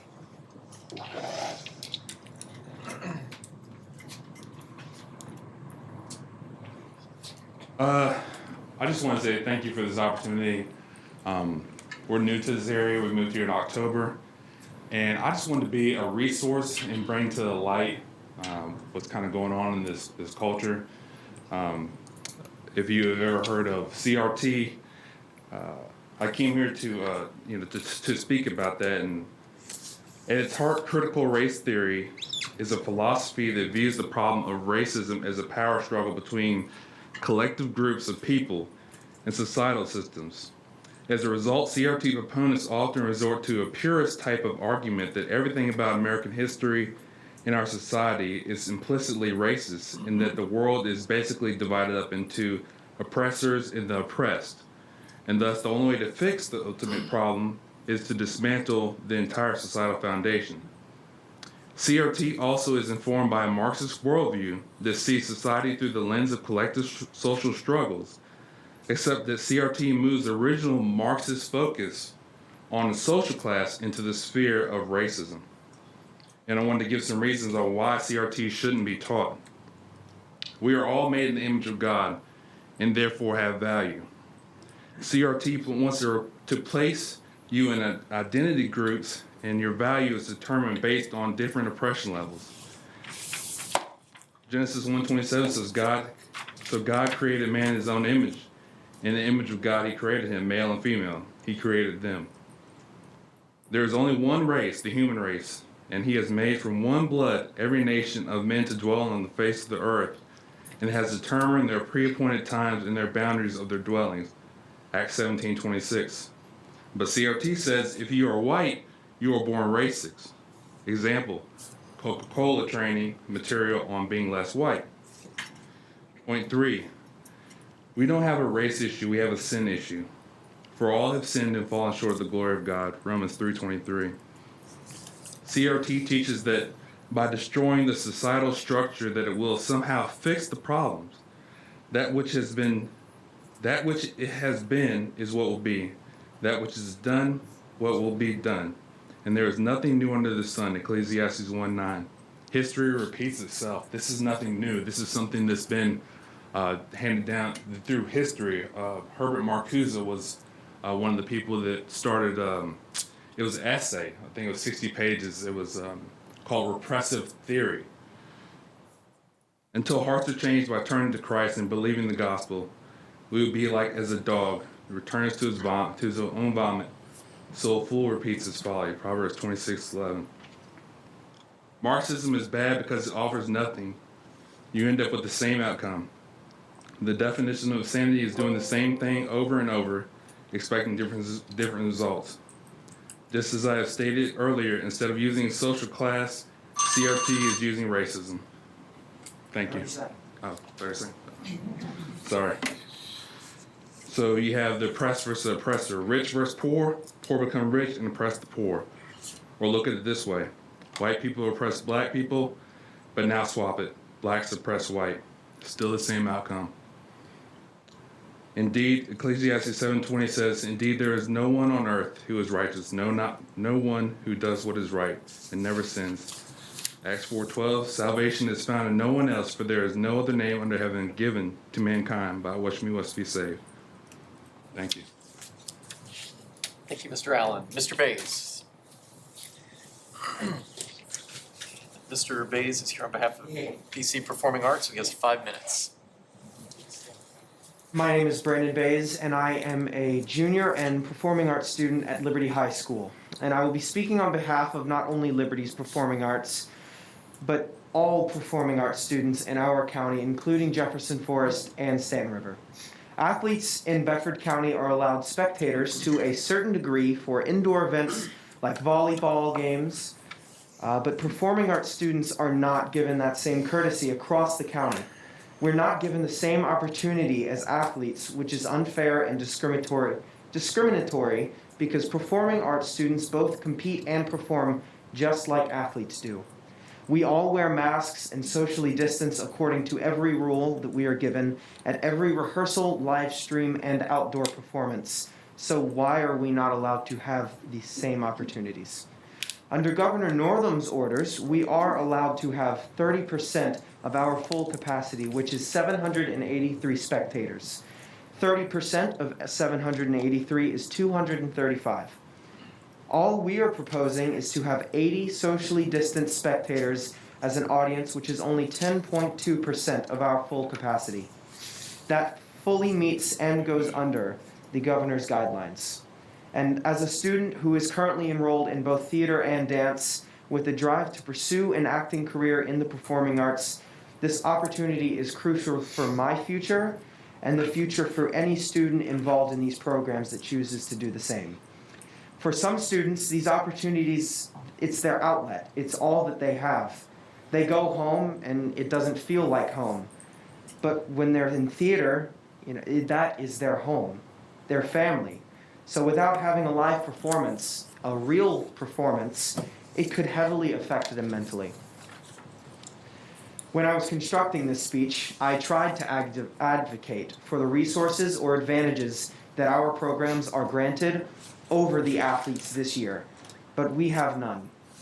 Athletes are given the opportunity to travel, gain scholarships, and meet professionals in the path that they would like to follow. They're also allowed to have physical contact, which is crucial to the extracurricular that they are involved in. But above all, they have someone there to appreciate the hard work and time that they have put in to accomplish whatever that they love to do. That is what we want. We want to be able to meet the people who have walked in the path that we are only beginning. We want to be able to rehearse our craft without being concerned of the proximity between me and the person beside me doing the same thing that I love to do. And most importantly, we want to see the smiling faces of those who can gladly say that they are proud of the work that we have done, the work that we put our sweat and tears into over weeks and weeks, months of rehearsals and memorizing of lines and songs. We don't just want a live audience. We need one, and we most importantly deserve one. Thank you. Thank you. As much as we have some extra time, is there anyone else that would like to speak tonight? everyone in the room works for the school division anyway, but anyone that isn't on the agenda that would like to speak? If not, then we'll go ahead and close the public comment section. Thank you to both of our speakers for coming out and sharing with us this evening. Okay. Do we have a motion to approve the consent agenda? Make a motion, Mr. Chairman, to approve the consent agenda. All right, we have a motion to approve the consent agenda by Dr. Mealy. Do we have a second? Second. Second by Mr. Leamy. Any discussion? Hearing none. Call for a vote. All those in favor, please say aye. Aye. Any opposed?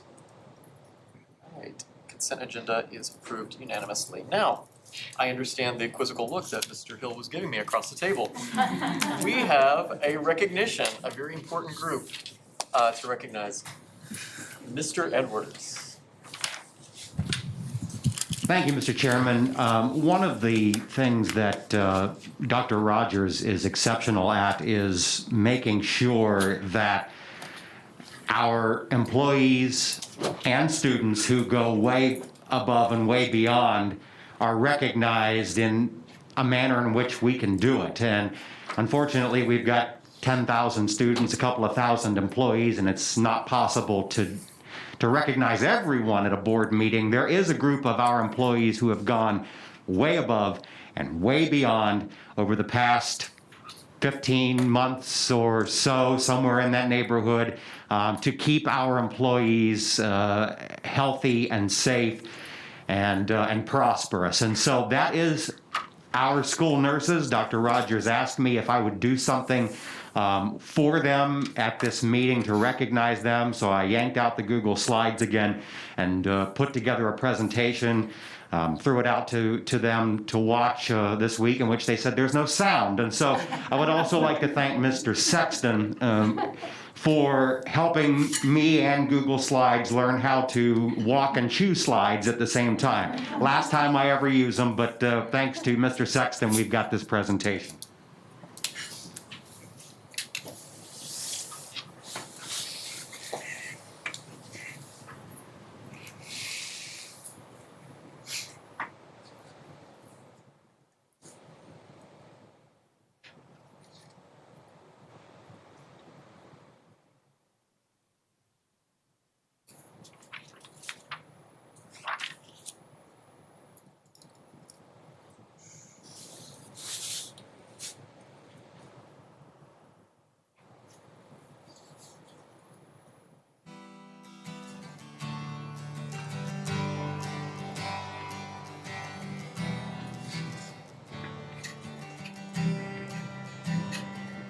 Strange times, everywhere you look there's long lines to see. While we're at home,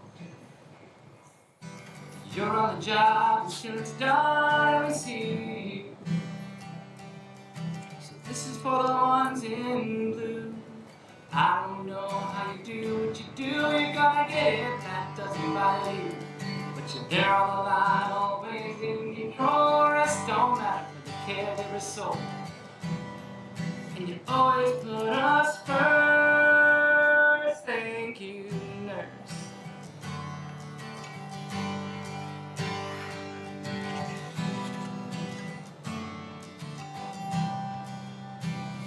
There will be better days. This'll be over soon someday, that's what I hear.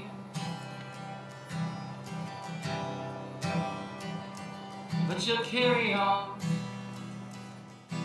Taking care of us is in your blood, that's why you're here. And we're grateful for your tears. I don't know how you do what you do, you're gonna get it, that doesn't bother you.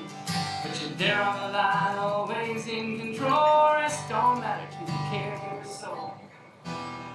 And you always put us first. Thank you, nurse.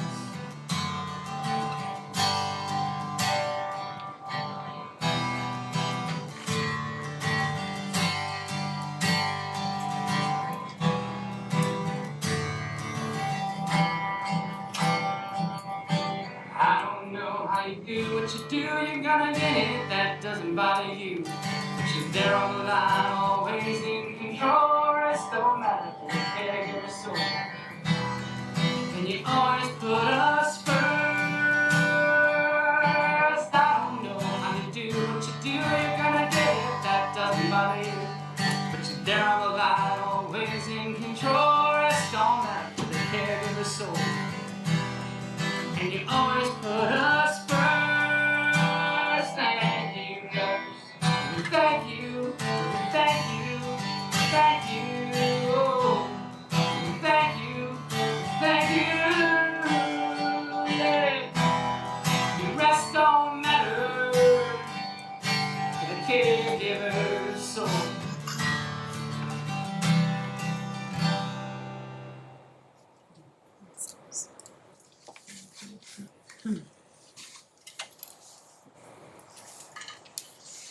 That's great, yes, absolutely. To our nurses, thank you for everything. I believe you were the unsung heroes this year. I can't imagine how we could have gotten through a school year the way we have, had it not been for you and all the work. And I know sometimes people don't always like the things that you say in trying to keep people healthy, but thank you though for everything that you do. And all of our nurses and to Ms. Knox and Ms. Robertson, again, hiding in the back. Thank you all. And I also can't help but think of our dear friend and former colleague, Mr. Downey, who advocated for a full-time RN in every school. And just what could this year have looked like had it not been for his continued advocacy for school nurses. So everyone involved, thank you, keep up the good work. The end is in sight. Yes. So since we've already approved the consent agenda, we will just roll into action items. The Perkins plan, Dr. Francis. Good evening, members of the board. You have attached the Perkins plan for the 21-22 school year, and this is a plan that actually becomes a grant. It's an application for that, and it's used to support CTE programs in grades 5 through 12. And of course, we have programs that are 3 middle schools or 3 high schools in Susie Gibson. So these funds that are there are used to support them. Some of the things that are permissible to use these funds for are purchasing equipment, virtual programs, which we've done a lot this year to help teach CTE courses in a virtual format, teacher training, student competitions for special populations, and travel costs for CT events such as career expos and those type of things that we have at the regional and the local level here in the county, which we hope to get back to next school year. The plan is developed using CTE comprehensive needs assessment, input from the schools, and the CTE advisory committee, which has a member of the 3 high schools on the committee, as well as local businesses and organizations and so forth. We also use the annual performance report because that gives us areas that we need to allot money toward if we do not meet certain benchmarks. And that's actually the reason the plan was not able to be submitted for information in March, because the performance standards didn't come out till I think March 17th. So we couldn't put the plan together since our school board meeting was before that. We've done very well in all areas. One area that we do have to continue to work, and is in the plan, is the non-traditional students for enrollment and completers. And I'll kind of give you, non-traditional students are typically students that are in a gender-specific program. Example, overwhelmingly something like auto body or auto tech is typically a male-driven industry. Non-traditional students would be females. We also have things like our nursing program, the CNA. Those are typically female, so a non-traditional would be a male. So the idea is that we want to recruit and retain those non-traditional students in those areas, and we can use funding for this to do that and put things in place to help expose them to those types of programs so we can interest them. And I talked to Mr. Doss. We do have, right now we have some non-traditional students in our for next year in our construction program and our culinary arts program and our auto body program and so forth. So we're trying to increase that. Now, not all programs have that. Certain, example, business courses, they're gender neutral. There's no non-traditional there. So not all programs qualify, but for the ones that do, you want to increase the non-traditional enrollment, whatever that gender may be. So that's what that means in that area. And funding for the 21-22 school years has not been released, but we used the current funding, which is $171,731.91 to do the plan. Typically, we've gone up about $9,000 to $10,000 every year for funding from the federal government. So if that were to hold true, we'd be about $180,000 for next year. So I'd be happy to answer any questions about the plan or any other things that it goes to support. Dr. Mealy? Yes, I just have two questions. I know that sometimes you work on major equipment purchases. Is there anything like that we're currently working toward? Like, I know at one time it was part of the culinary program. Yes, we, on our horizon, we would love to put in HVAC and industrial maintenance program.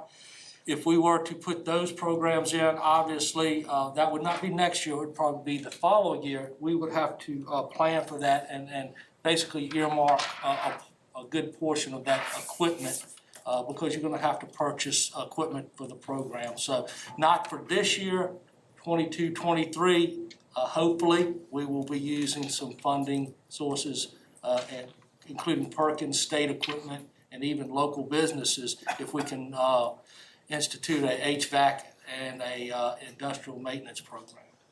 Thank you. That'd be a great program. I mean, people are lacking in that industry, so it'd be great. You mentioned area performance standards. Where did we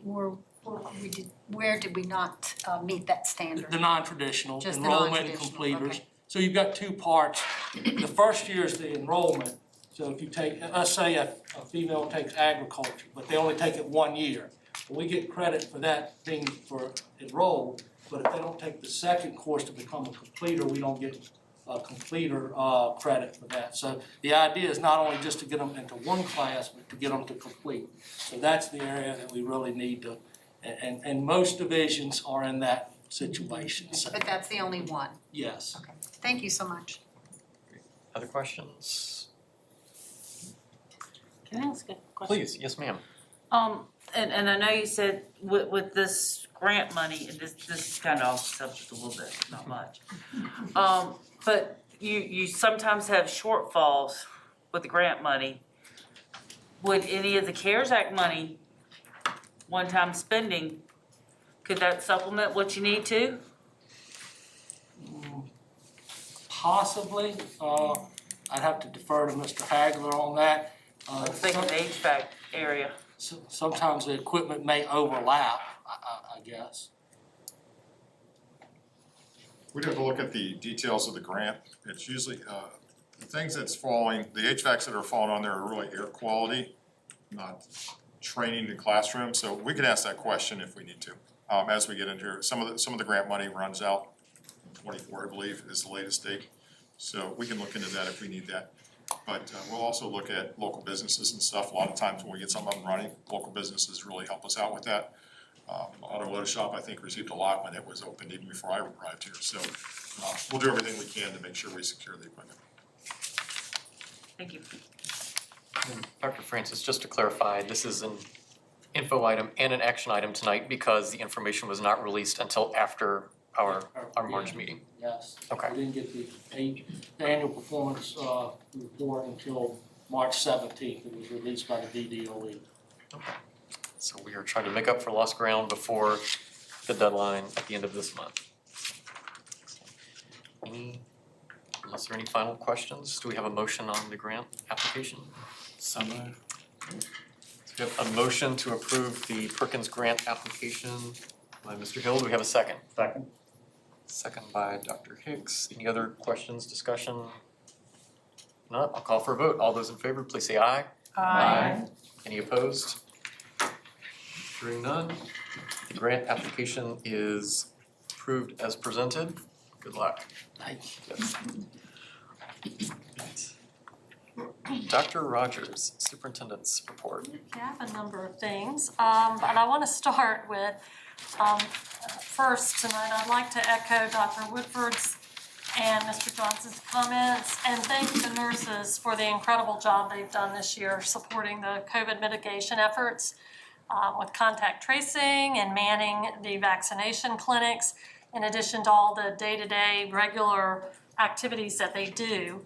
Also thanks to the dynamic duo of Patricia Knox and Beth Robertson, who have diligently overseen the contact tracing and organized the vaccination clinics, sometimes working, making calls, and rescheduling schools on nights and weekends so that we can make the best use of our time and vaccine.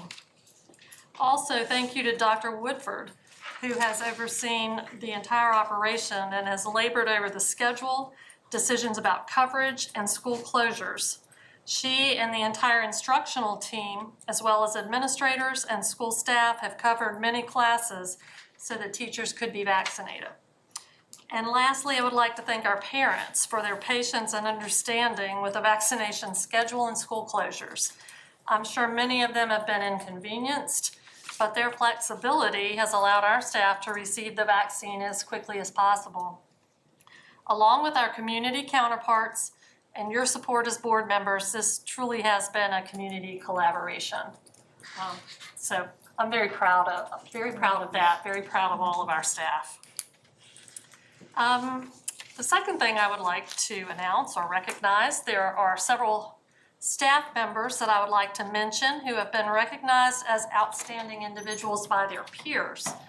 On March 19th, we recognized the 3 Bedford County Public Schools Teacher of the Year finalists, who are Brian Miller, a math teacher at Jefferson Forest High School, Sheree Gibbon, a theater teacher at Stanton River High School, and Matt Usselton, an English teacher at Liberty High School. So all 3 high school teachers this year. They were all noted for going over and above their daily classroom expectations to provide unique opportunities for our students. So even though they are already winners, we wish them the best of luck in the final announcement of Bedford County Public Schools Teacher of the Year on April 16th. I would like to give a shout out to Deborah Blake as Central Office Staff Member of the Year. She is truly the friendliest, most genuine person you would ever want to meet. She's always positive, she always has a smile on her face, and she's been that way since the first time I was in the central office 20 years ago, and she hasn't changed a bit. And lastly, I would like to commend Elizabeth Winland, Susie G. Gibson Science and Technology teacher, for being named Virginia Association for Teachers of Family and Consumer Sciences Teacher of the Year. She has provided our students practical opportunities to work with early childhood and educational programs and has done an awesome job. So I know from working with Leanne Calvert, actually works with the Teacher of the Year program, and she has mentioned how very difficult it is to make those selections because we have so many incredible teachers. So just a shout out to all of them. Next, I would like to mention that we've had several questions and concerns expressed about the fine arts performances. And we had a student tonight who expressed that as well. And I certainly understand their concern and desire to have their performances. There are still questions about how those performances are considered in the governor's order.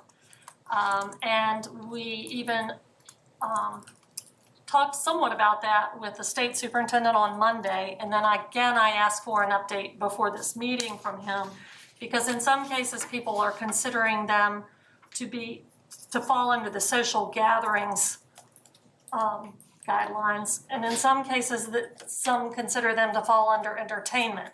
They do not fall under the athletics guidelines, and all of them are a little bit different with regard to the capacity of spectators and attendance. currently, the state superintendent is still awaiting clarification himself from BDH and the governor's office regarding those guidelines. He anticipates that regardless of that, we're gonna have an updated executive order by May 1st. So I believe that even though we haven't had specific conversations with principals, I believe that all of them would be in favor of doing what we can once those orders are clarified. The other issue that we have is that in the original Bedford County Public Schools plan that was approved and, well, it was submitted by Dr. Shook and his team and approved by the school board in the fall, said that there would be no outside people, parents and so forth allowed in the buildings. We're still following that. The only exception has been for our volleyball parents and spectators. So a couple of things here. I guess we would need to have consensus if we wanted to change that and allow indoor spectators for fine arts performances. We would need to have a consensus that you would agree to that. The next thing is we don't have another, if we want to wait until a clarification or another amendment to the executive order, and that's not until May 1st, we don't have another board meeting until May 13th. What I would suggest is that if you would allow the administrative team to make that decision, I would be happy to do that and to let you know what we've heard prior to that. Or you can make that decision tonight, but I think to wait until the next board meeting would be too late. What's the board's pleasure? First of all, I would say let's start with allowing parents to access for fine arts. Well, I mean, here's the deal. Theater is entertainment. Any place that theater performs is a de facto entertainment venue. So I don't understand where the confusion is here as to whether or not a theater performance in an auditorium would not fall under the entertainment venue provision in the governor's executive order, which would allow 30% with a max of 500 people. To me, that's just common sense, no-brainer kind of thought process. And I just don't understand why we wouldn't allow our theater kids to have spectators under those circumstances. We are talking about Richmond though. Well, yeah. I will say that there are some school divisions that are considering that to be the guidelines. We have looked at our capacities at 30%. And at JF, we're looking at 240 spectators and performers. Liberty High School would be 235 spectators and performers. Stanton River would be 168. And that is a little bit more than the social gatherings at 50 indoors and 100 outdoors. but does a theater performance fall under entertainment or a social gathering? Well, the last word that I got was that they had been considered social gatherings, but I do know that there are that our school divisions treating it differently. So we have that option to treat it as an entertainment, Well, correct? my guidance was has been initially considered a social gathering. By The state governor's office? No, the state superintendent. I would love to hear that line of logic where he arrived at that conclusion. Because that's Well, I that's so think that- counterintuitive to me that I can't even process it really. But I guess my question is, does this board have the authority to consider theater to be entertainment, which it is? And then you apply those guidelines to theater performances? It's difficult for me to answer that except to say that we have been following VDOE guidelines, and we've applied those pretty consistently overall with regard to what the governor has said in his orders. Before I would change what I have been directly told from VDOE, I would prefer that they would clarify that, would further Well, clarify that. can we revisit that? Because again, this is just so counterintuitive to me that what is traditionally considered entertainment, i.e. a theater performance, is considered by the Virginia Department of Education to be a social gathering. So can we get further clarification on that? Oh, I will continue to work on that Thank you, for ma'am. sure. I Yes, sir. appreciate it. Yes, sir. Dr. Rogers and I have been back and forth about this Yes. several times throughout the week. This is, Yeah, you can't make this up. no, you really can't. I've really been baffled just thinking about capacities for athletic events, but yet we can't have any spectators at all for an indoor. So anyway, Ms. Harrison and then Dr. Mealy. Okay, if I understood, and Dr. Rogers, please help me to better understand what you had stated in terms of the board tonight, if we choose to. We can certainly make a decision regarding the students being able to perform the arts program, being able to perform. Did I understand you correctly that that is something that the board could consider tonight?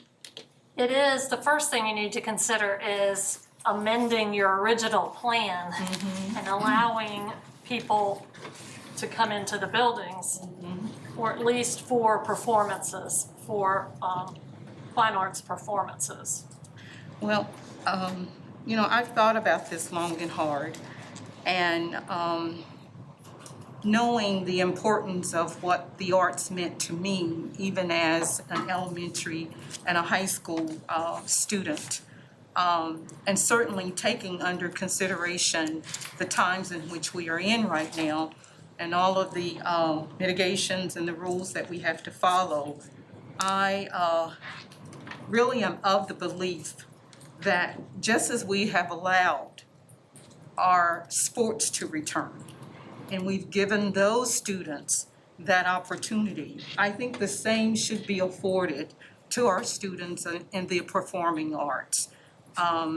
This is an outlet for so many of them, just as it was for me, and it meant the world to me. And listening to the student tonight, Brandon Bays, who certainly was a former student at Otter River, and he was quite the performer and actor. He was just awesome in lots of performances that we had. I know the importance that it means to so many of our students, and I would like to see us reconsider and allow these students to have this opportunity. I agree with both Mr. Leamy and Ms. Harrison. Thank you so much for all the checking you did, and I do believe I understand what you're saying in terms of we are trying to adhere to the VDOE guidelines, and certainly I would caution the board that that is a slippery slope once you get on it. But I myself have struggled with we are allowing, and I understand why, the logic is the problem. We allow parents of volleyball players to come in and scream in an environment, you know, cheering on their kids, but we wouldn't allow the same amount of parents to come in and sit quietly in an auditorium. It just makes no sense to me. I think that we really need to do this, even though I do understand that that's you know, a slippery slope, and I do think that probably it would be really imperative to say 4 fine arts performances so that we don't get caught in, well, you're letting this one do it or that one do it, but I just don't see the difference in yelling and screaming for my child playing volleyball to cheer them on, and but I can't sit quietly in an auditorium to watch my child perform. So it sounds like we're developing the consensus here. Yeah. Yes. And again, this is just something for my own education. Isn't theater covered under VHSL guidelines? The only theater under VHSL is the one-act play, and that was done virtually. They did the one-act play and they submitted the performance to be judged. All the rest are extracurricular, so one-act play is actually already taking place. We have talked with a number of superintendents in the area Most of them are doing virtual performances. I do understand that some larger performances have been done in a close, another division close by. I do know that in another school division in Virginia Beach that they're adhering to the 30% capacity. So that just gives you an idea that there are some different school divisions doing different things. So you have that option. I think we ought to be one of those school divisions that does different things. I mean, because this is the, I mean, it's the right thing to do. It really is. And if we can, you know, amend our original plan specific to theater performance by consensus this evening, let's do it. At 30% capacity, follow that. Are we just saying theater, or are we saying theater and musical? Performing arts. Okay. Mr. Hill, you had a question, comments? Yeah, so I feel like I'm in a comedy skit with you people right now, so that's part of theater. I'll have to say I support giving our students options. I've said it from the beginning. But it's interesting that I heard, let's do the right things because I know how it impacted me in theater. I know how it impacted, or I heard someone speak tonight. If I recall, we had almost 50 players come and speak about what an impact winter sports were. And I think one of our board members said they had just as much fun practicing as, you know, playing at a game, or, you know, basically it was, oh well, winter sports. So I think it's the right thing to do, and I've been saying that all along, is to give our students choices. But what has all of a sudden changed that we're okay for these people to come in and see or cheer, or I guess I need to understand. I mean, and again, I think it's the right thing, but aren't we being hypocritical to say, oh, let's bring it all in now, but yet we turned our back on winter sports? What's changed is the positivity rate is down to 5%, where it was 20% when we made the decision about winter sports. Exactly. And the name calling, such as being hypocritical, certainly I take offense to that. I didn't call you hypocritical. Well, you said board members, and so I take offense to that. You know, to be because called we a turned name, our back on winter you know? sports. So, I mean, those students were highly affected. well, it was a different circumstance at the time. It is what it is. I just think it's very important to call out that, you know, we're treating some different than others. But I wanted the players who came here and spoke to us and told us how important, they need to hear why we're making this decision, and that's my point. I'm all about giving all of our students choices. I've said that from the beginning. I don't care if it's theater, if it's band, performing arts, or athletes. But I think we owe it to them to help them understand why all of a sudden we're making this decision. And it sounds like we have consensus, which is great because that's the right thing to do. But I think it's important for all of those athletes who came here and practically begged us and told us how it affected them and why they needed it and why they needed to take part in playing those games. And the majority of this board said no. And so now we're showing a consensus, which is a great thing. I just need to make sure that those players and parents understand why we're making that decision.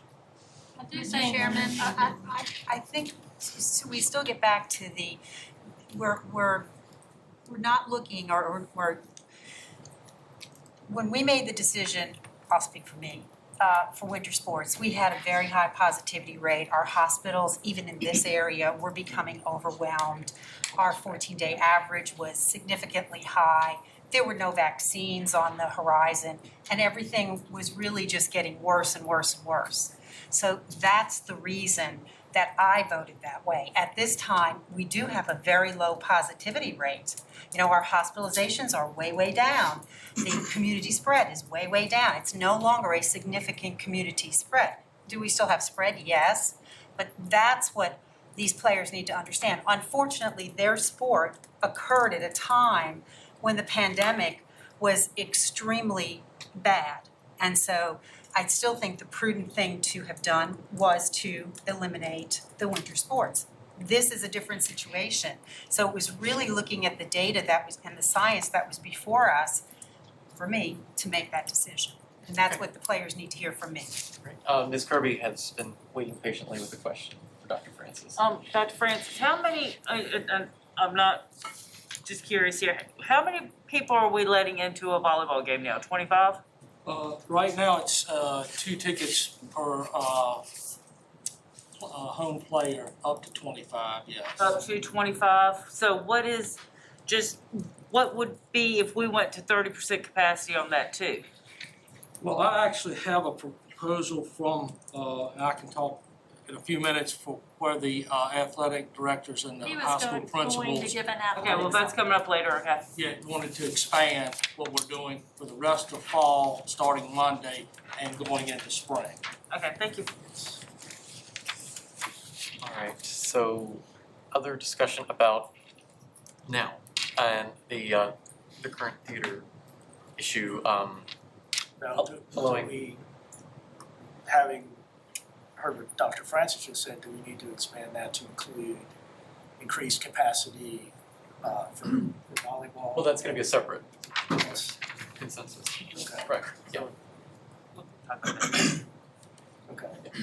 So what is the board's wish in terms of permitting spectators, a limited number of spectators for performing arts, indoor performing arts performances? Yes. Yes, Okay, but if what, I mean, if we decided. I think that's kind of the net at 30%, okay. Thank you. Since we've mentioned athletics, let's move on. We don't want to leave sports out of our conversation, so let's have another athletics update. Dr. Francis. All right, I feel like I'm an expert in athletics.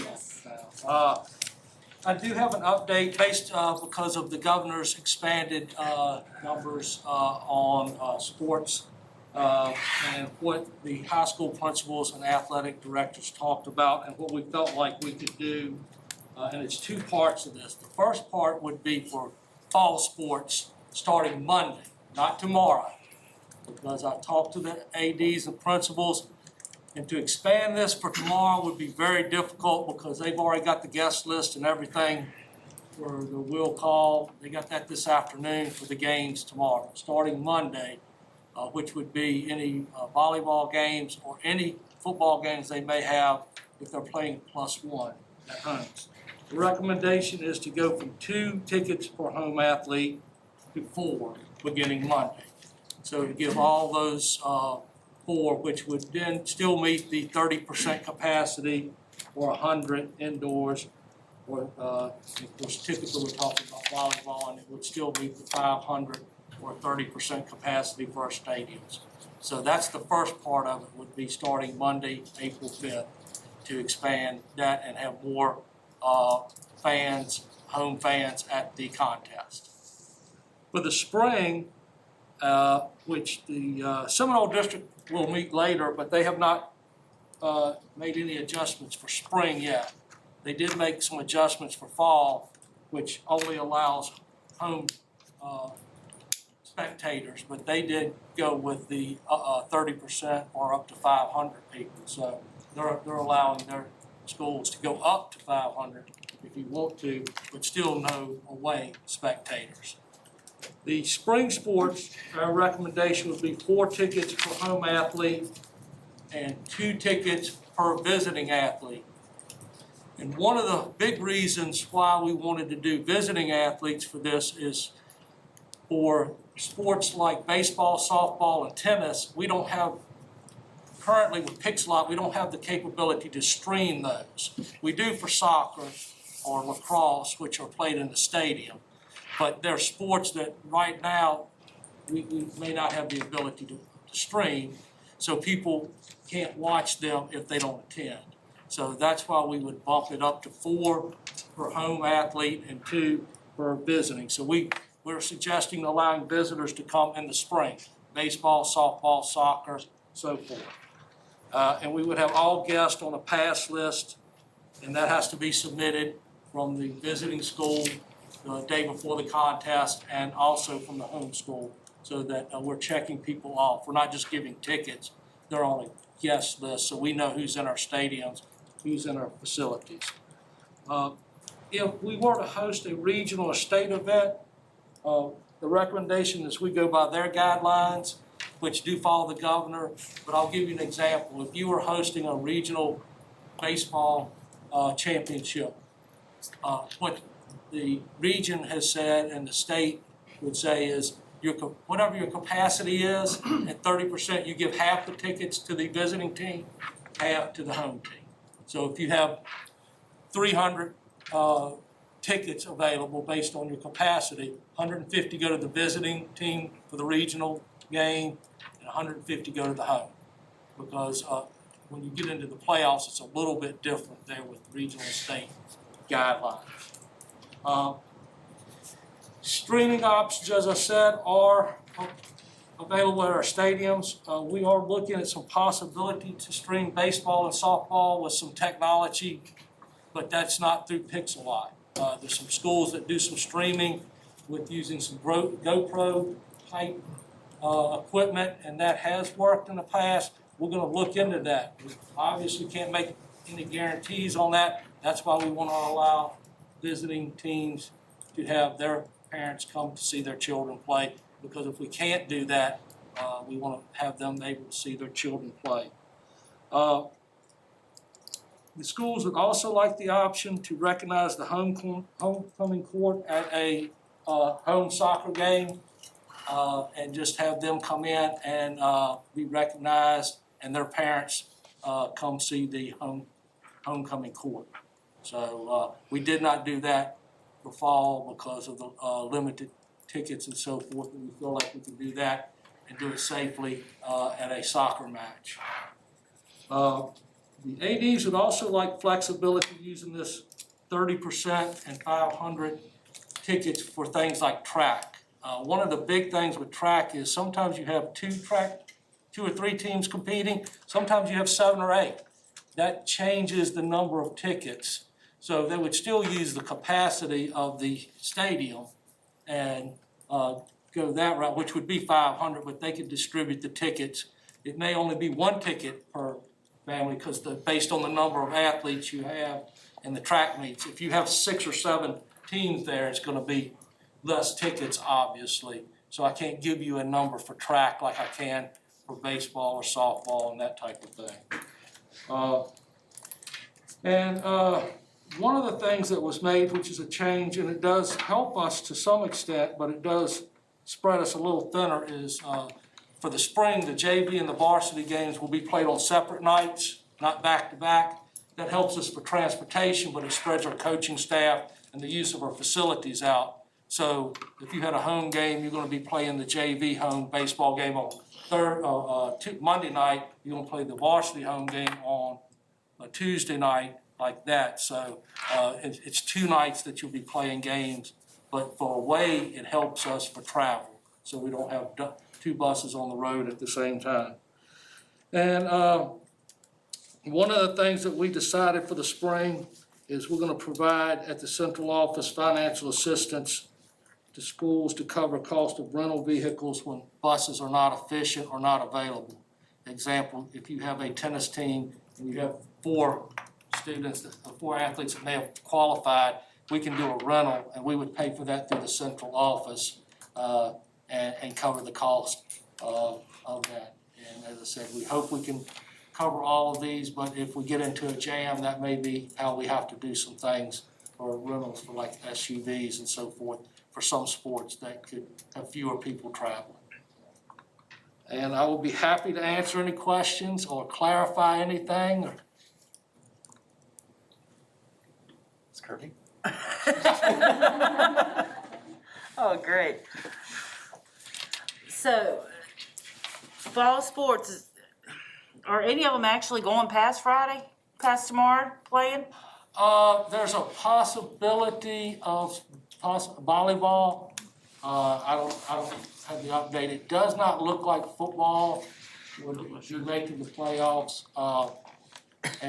But Stanton River may play a +1 game, possibly against Northside, but it would be at Northside. So that's probably not gonna come into, they had to cancel the Northside game because Northside had COVID-related situation. So, but Northside may make the playoffs. So if they make the playoffs, obviously Stanton River wouldn't go play them. If they don't, then it's scheduled for the Friday, but that's away.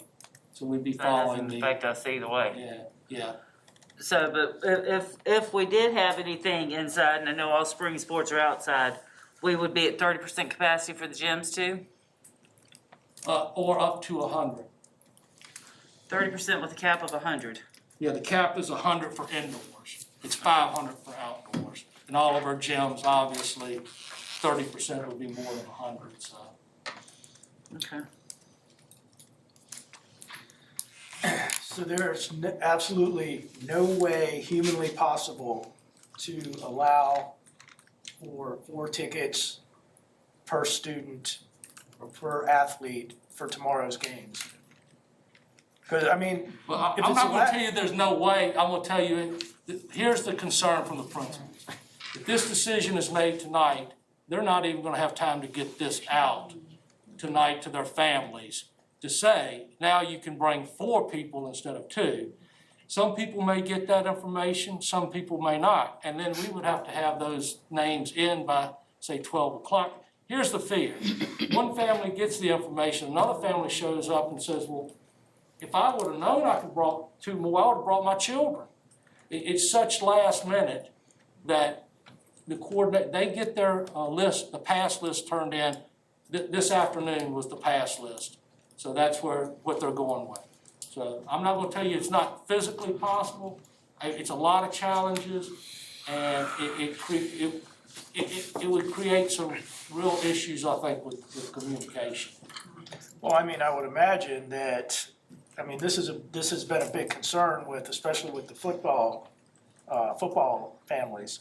I imagine that a fair amount of them are watching this meeting tonight. And I suspect that the fair amount that are watching the meeting tonight are gonna reach out to the ones that are not watching the meeting tonight. And this is Bedford, okay? You can't keep a secret in Bedford, especially when it relates to sports. And social media. And I just think that we should do everything humanly possible to allow these families the opportunity to bring as many of their family members, especially when you consider for the seniors. This is their, for many of them, this is gonna be their last football game. A lot of them aren't gonna go to the next level. So, I mean, it would impact 2 schools, Liberty and Stanton River. They both have home games tomorrow night. Right. Jefferson Forest is on the road, so it does not impact them. I mean, the will of the board is the will of the board, and if, I will tell you, the principals will make it, they're great, they'll make it happen with their ADs. It's gonna put a strain, and here's what I don't want. I don't want to have people yelling and screaming at our principals because they didn't get the word out, and it puts them in a real bad situation, seeing that this is 8 o'clock on Thursday night and we play Friday. Now, could it be done? It could be. But could we miss people or people not know? We could. And so that's the fear. Well, I think we're penalizing the majority for some that may not get the word. I mean, I think the majority of the parents are gonna get the word, the vast majority, if not all. But I don't think that we should penalize the majority of folks just because we think we might miss a few, or a few might not get the word. Well, That's all I got to say on it. I told the principals that this might be a discussion item, so hopefully they're watching. I'm sure they are. So if the decision is made to go that route, they will have to put their plans into place. But there may be parents that don't get the word and so forth, or get their I- information in. Dr. Francis, I guarantee you right now, phones are ringing all over Bedford County saying, turn on the school board meeting. I guarantee you. Everyone call three friends. Mr. Hill? Yeah, so if we can't do, I think every kid gets 2 tickets right now, is that right? 2 tickets for the home team. So even if we can't get it to where each kid gets 4, could we do we're opening it up to capacity. It's first come, first serve. If you're in line, We like, what we've always done is have that guest list, that pass list, so we know who's coming in, and that you know that they're associated with a certain student athlete. So, just wanted to ask. I don't think we should shut them out. If we're saying the rule says we can have a capacity of up to 500, why would we not let them in? I think it's mitigation and control of the event, and making sure that we keep people socially distanced and all of those things. Our principals felt like 4 tickets we could definitely do. Now, we could do 4 tickets if it wasn't tomorrow, if it was a day. But now, as I said, the principals and ADs will make it happen if you deem that to be the plan. I think I've made my feelings clear. Can I just say something? It might be helpful for our staff. Prior to COVID, we had a little bit more flexibility as a staff as we were getting updated information to make some decisions. Only having a board meeting once a month, when we start hearing that we can open up, we have to wait. So that may be something you want to consider. I can promise you that we are always thinking about what's best for kids and parents, and we will be safe and we will provide with updates. But that may be something you want to consider. If things are opening up and we're moving into spring sports, if you would allow us to make some of those decisions without bringing them before the board, that's totally up to you. But we talked about this earlier in the week, and we knew we could make it happen early in the week. So I would just want to offer that maybe as a future solution. That's a good point. Ms. Kirby?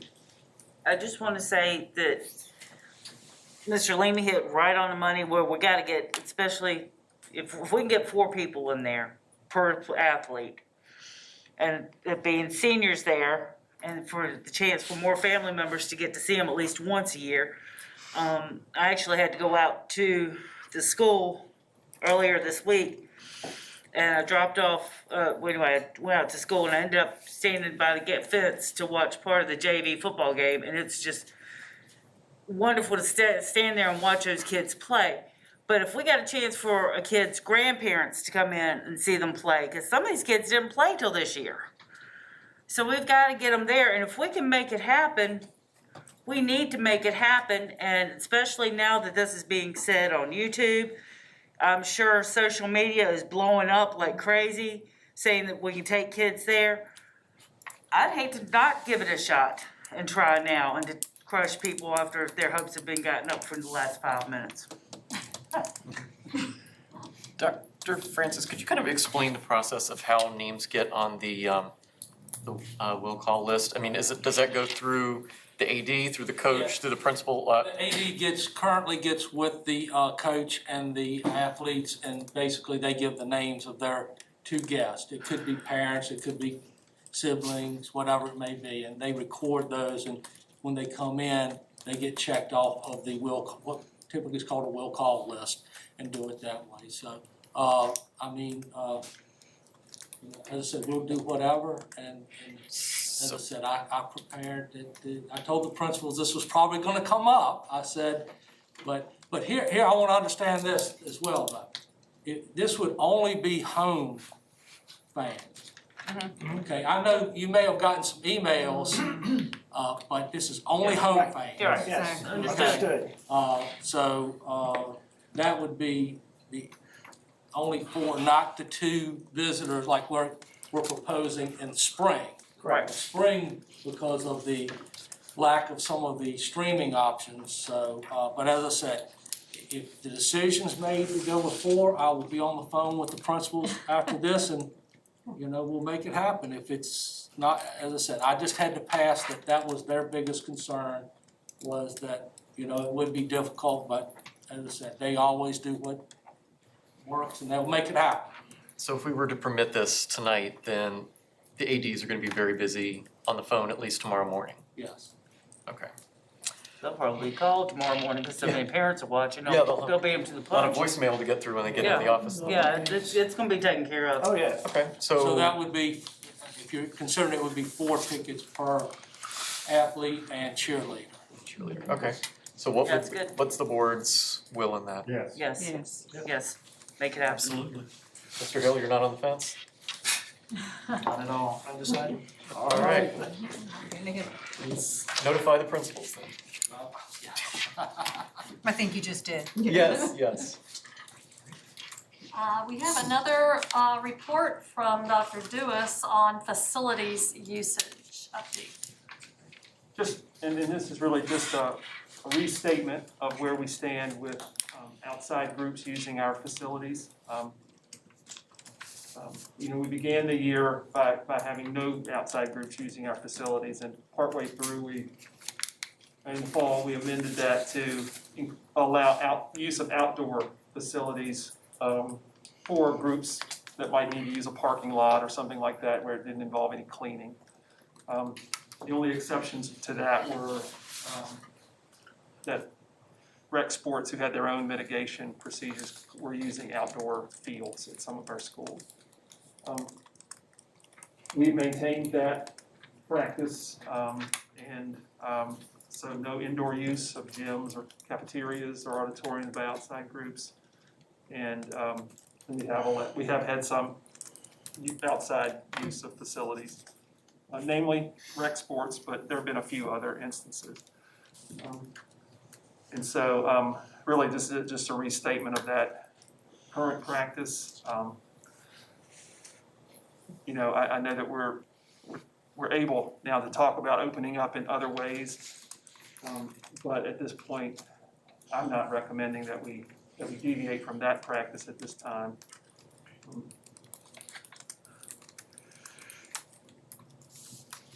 Any questions, comments, everyone? So we're letting the outside facilities be used, such as ball fields. Are there any requests for anything inside? The indoor requests we would have would be from a handful of travel basketball teams that play outside of a winter season, you know, in travel leagues. We might have some requests for that, if we were to allow it. How much do they pay us to use the facilities? Under our policy for facility use, travel teams or groups like that have all Bedford County student members pay a flat fee of $400 for a season to use that, because otherwise I think the board years ago found that charging by the hour made it cost prohibitive for teams that were our own students' teams really outside of school, so. So, but if we did rent them out, it would be no different than our home volleyball teams playing there. There would be different mixes of people coming in the building, different additional cleaning protocols, and no tracing of really after hours or weekend use of who's coming in. But what school gyms would they use? In the past, we've had some teams using a few of our elementary school gyms. Are they ones that we could block off from making sure they don't go into any other part of the school? Yeah, most of our facilities can do that. I don't have a problem with them renting it. Why would we not open it up? We're allowing people from the outside to come to theater. We're allowing people to come in to other volleyball games. So why would we not open it up for our students to be able to practice basketball in our gymnasiums? It's good to get the school a little chance to make some money that they're missing from their gates and stuff. What's the typical practice schedule like? I mean, would this be school nights? Would this be weekends? What? Some of both. We could restrict it to weekends if that's a concern. I'm just thinking too, though, custodians, like would we need to have our custodians on hand and pay them or overtime for cleaning, or would the travel teams have their own custodial services that they bring in? Like, how would that work? By charging those groups a flat fee, we're not different, we're not doing a typical arrangement, which would be if you rent the cafeteria for 3 hours, you pay X amount per hour plus the cost of a custodian at a time and a half rate. There's a sheet, we figure all of that on. The flat fee doesn't account for that. It's just a benefit really to teams that have our Bedford County School students on them, so it's not cost prohibitive to those groups. It began when we did not really have middle school teams in all sports. And those middle school teams really were travel teams. They were club teams, really. And so rather than pay by the hour, they were just charge that flat fee. We gotta remember though, if we allow them to come into our gyms and practice, we're keeping our students, Stanton River, Liberty, Forest, from getting in a car, driving to Roanoke, where they're going to be mixing with others, bringing it back. They're going to Sweetbriar, playing with others. Other teams are coming in.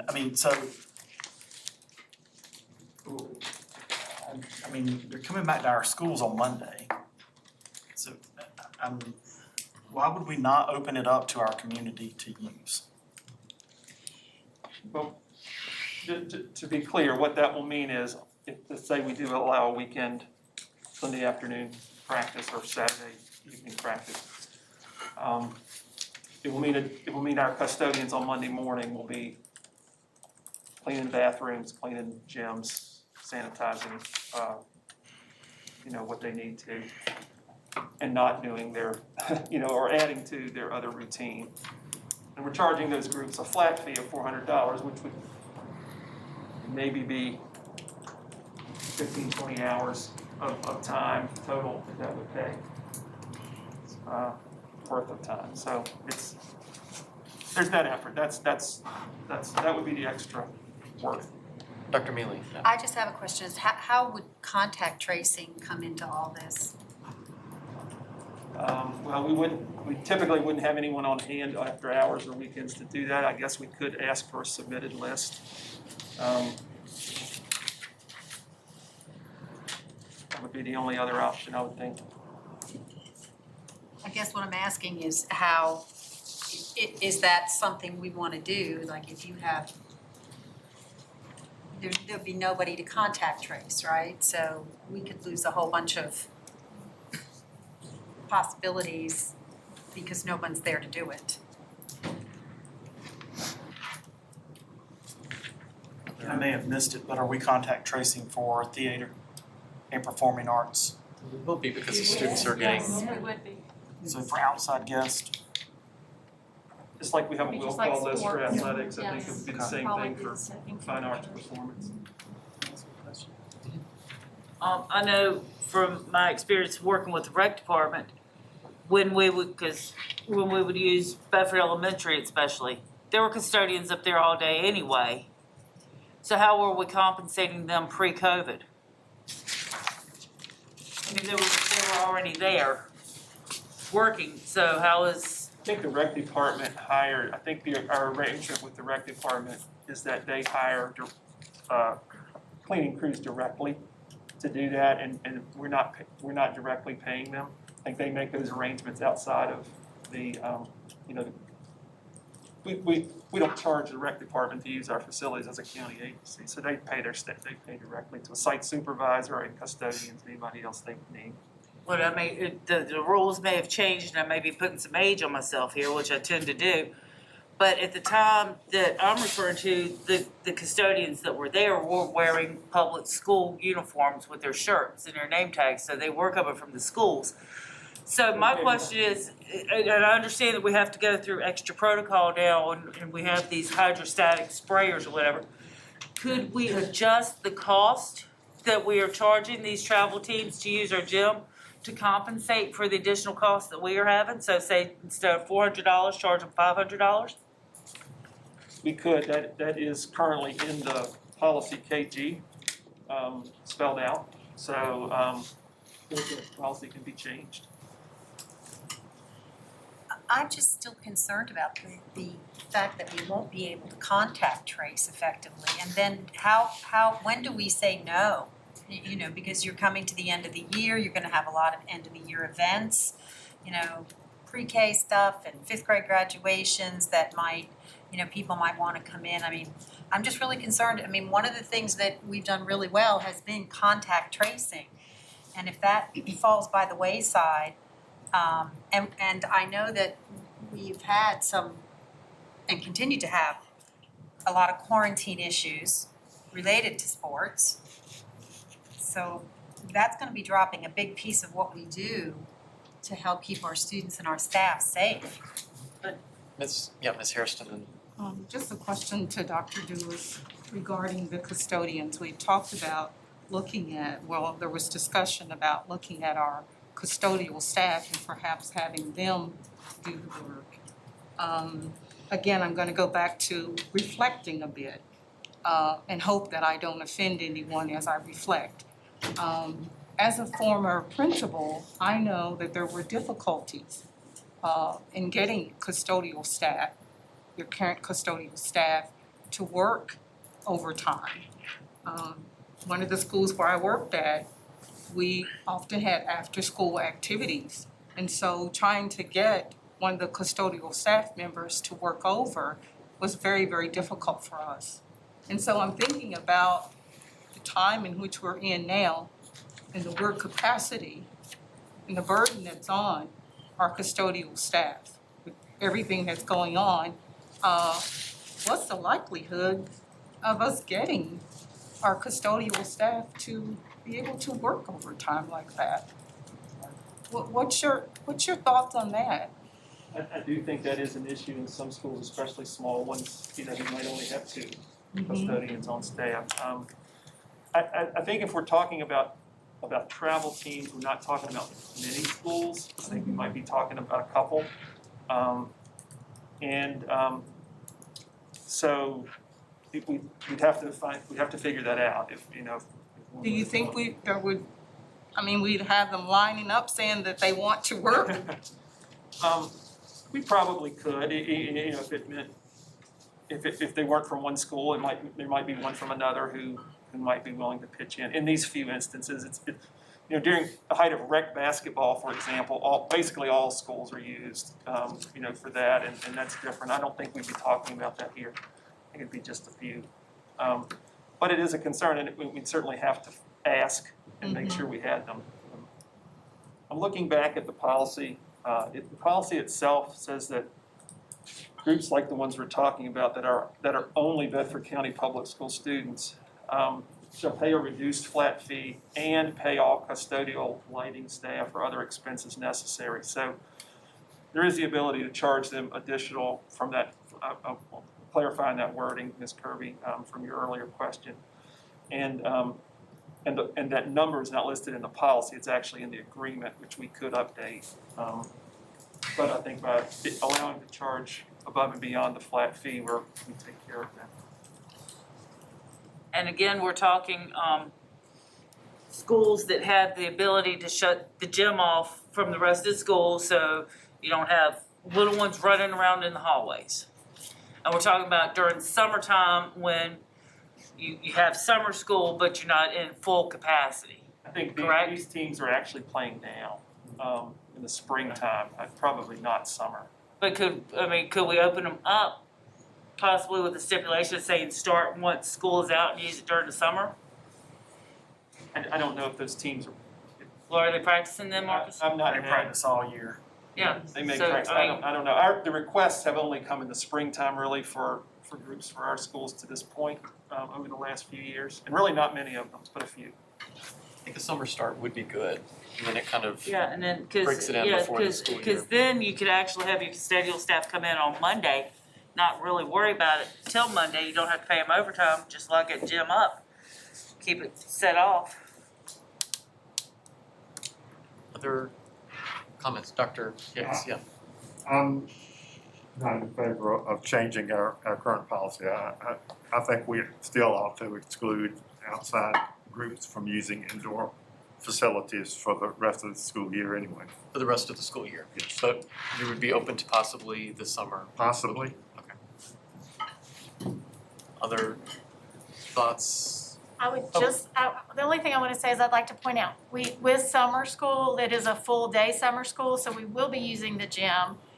And we also have YMCA and TDT programs that we will be having in some of our schools, not all of our schools, but I want to throw that out. It's just because it's summer doesn't mean that area won't be used. And with the major waxing and cleaning, sometimes. And summer school's extended for quite a It's bit of time 6 this year. weeks all day. 6 weeks instead of 3. Then summer as well, on my One of the things recommendation. that we can do though certainly is I can continue to reach out to the schools where I know that has happened. And if we're getting those requests coming in, we can have some dialogue with those teams, we can see what they need. And we can listen to that and we can consider going forward if the metrics continue to come down and we're seeing that continued. At some point we're gonna not have some of the same worries that we currently have. We don't have to delay forever, on this. We can have some dialogue even now with them to see what the needs are and what other options they have, and if it's a hardship, we can talk some more about it. Yeah, I would also like to see us wait till at least the end of the school year and then open it up possibly this summer. But yes, if you could keep the lines of communication open and let us know as you're getting more of these requests, we can continue that conversation. Absolutely. Yes, ma'am. I was sitting here and I was doing some math, scary. But with the 30% capacity, and to revisit back to the performing arts, and to along Mr. Hill's line of wanting to keep things equal, fall sports, we have a 30% capacity with 100 cap.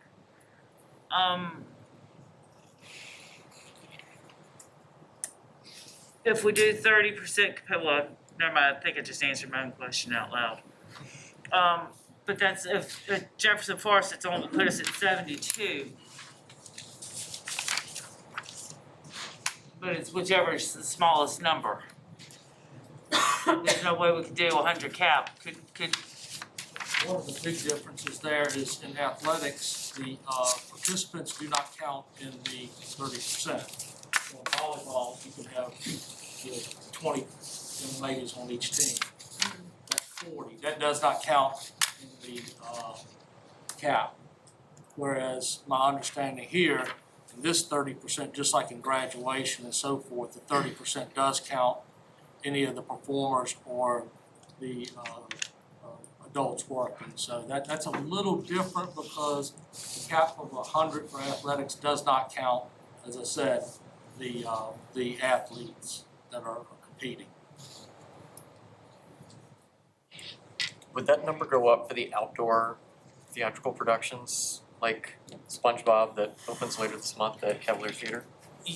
In theory, yes. Now, I can tell you how athletics did that is they put the guidelines out, it's 40 square feet per individual, and then you take the 30% of that, and that's how we got for baseball, softball venues, tennis, and so forth. So, but if it was at a venue that doesn't, not unlike a stadium or something, then you'd have to use the 40 square feet and calculate it that way, and 30% of that. So yes, in theory, you would, because outdoor for athletics is 500 max, so or 30%, whichever is fewer. So if you had a large area, you could have 250, 300 people based on the 30%, 40 square feet. And to think in middle school, I thought I would never use math again in real life, and yet here we are today. Any other questions, comments about capacity issues or facility usage. Dr. Rogers, anything else? Yes, Okay. just finally. An update on our new superintendent's transition to Bedford County Public Schools. He has been touring the schools along with school board members, Mr. Leamy and Mr. Hill so far, and meeting with principals, staff members, and students, and he will finish school visits on April 16th. After that, Dr. Bergen will return 6 more days throughout April and May to meet with community members and individual staff members. So we anticipate a smooth transition, and we're excited for his full-time start date of June 1st. That's it. Thank you, ma'am. Yes. All right, revisiting staff reports that we did not get to before dinner. The long-suffering Ms. Jennings, who has been here longer than she anticipated, I'm sure, with the annual special education plan. Thank you, and good evening, I'll be quick. This is our annual plan, it's informational, I've attached it, of course, with the blurb that I sent, and it's the annual plan that is required by state and federal laws that all LEAs submit to VDOE for the provision of special education and related services to eligible students with disabilities who reside in the jurisdiction as an agreement for implementing federal and state laws.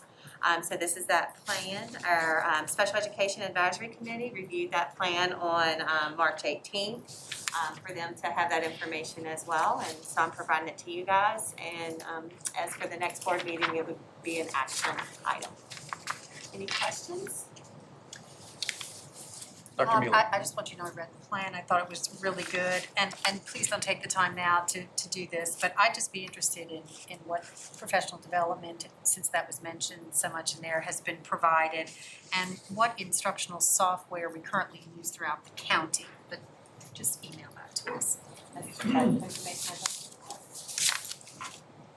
Other questions, comments?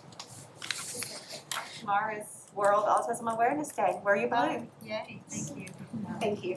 So, Ms. Jennings, did you get some useful feedback from the Special Education Advisory Committee when they reviewed the plan? They were very interested in that conversation and what it was about, but not a lot of input because of course, the funds have to be provided for what they're provided for, but some good conversations surrounding the annual plan, yes, sir. Okay. Great, thank you. So we will see you again next month and the plan. Well. Okay.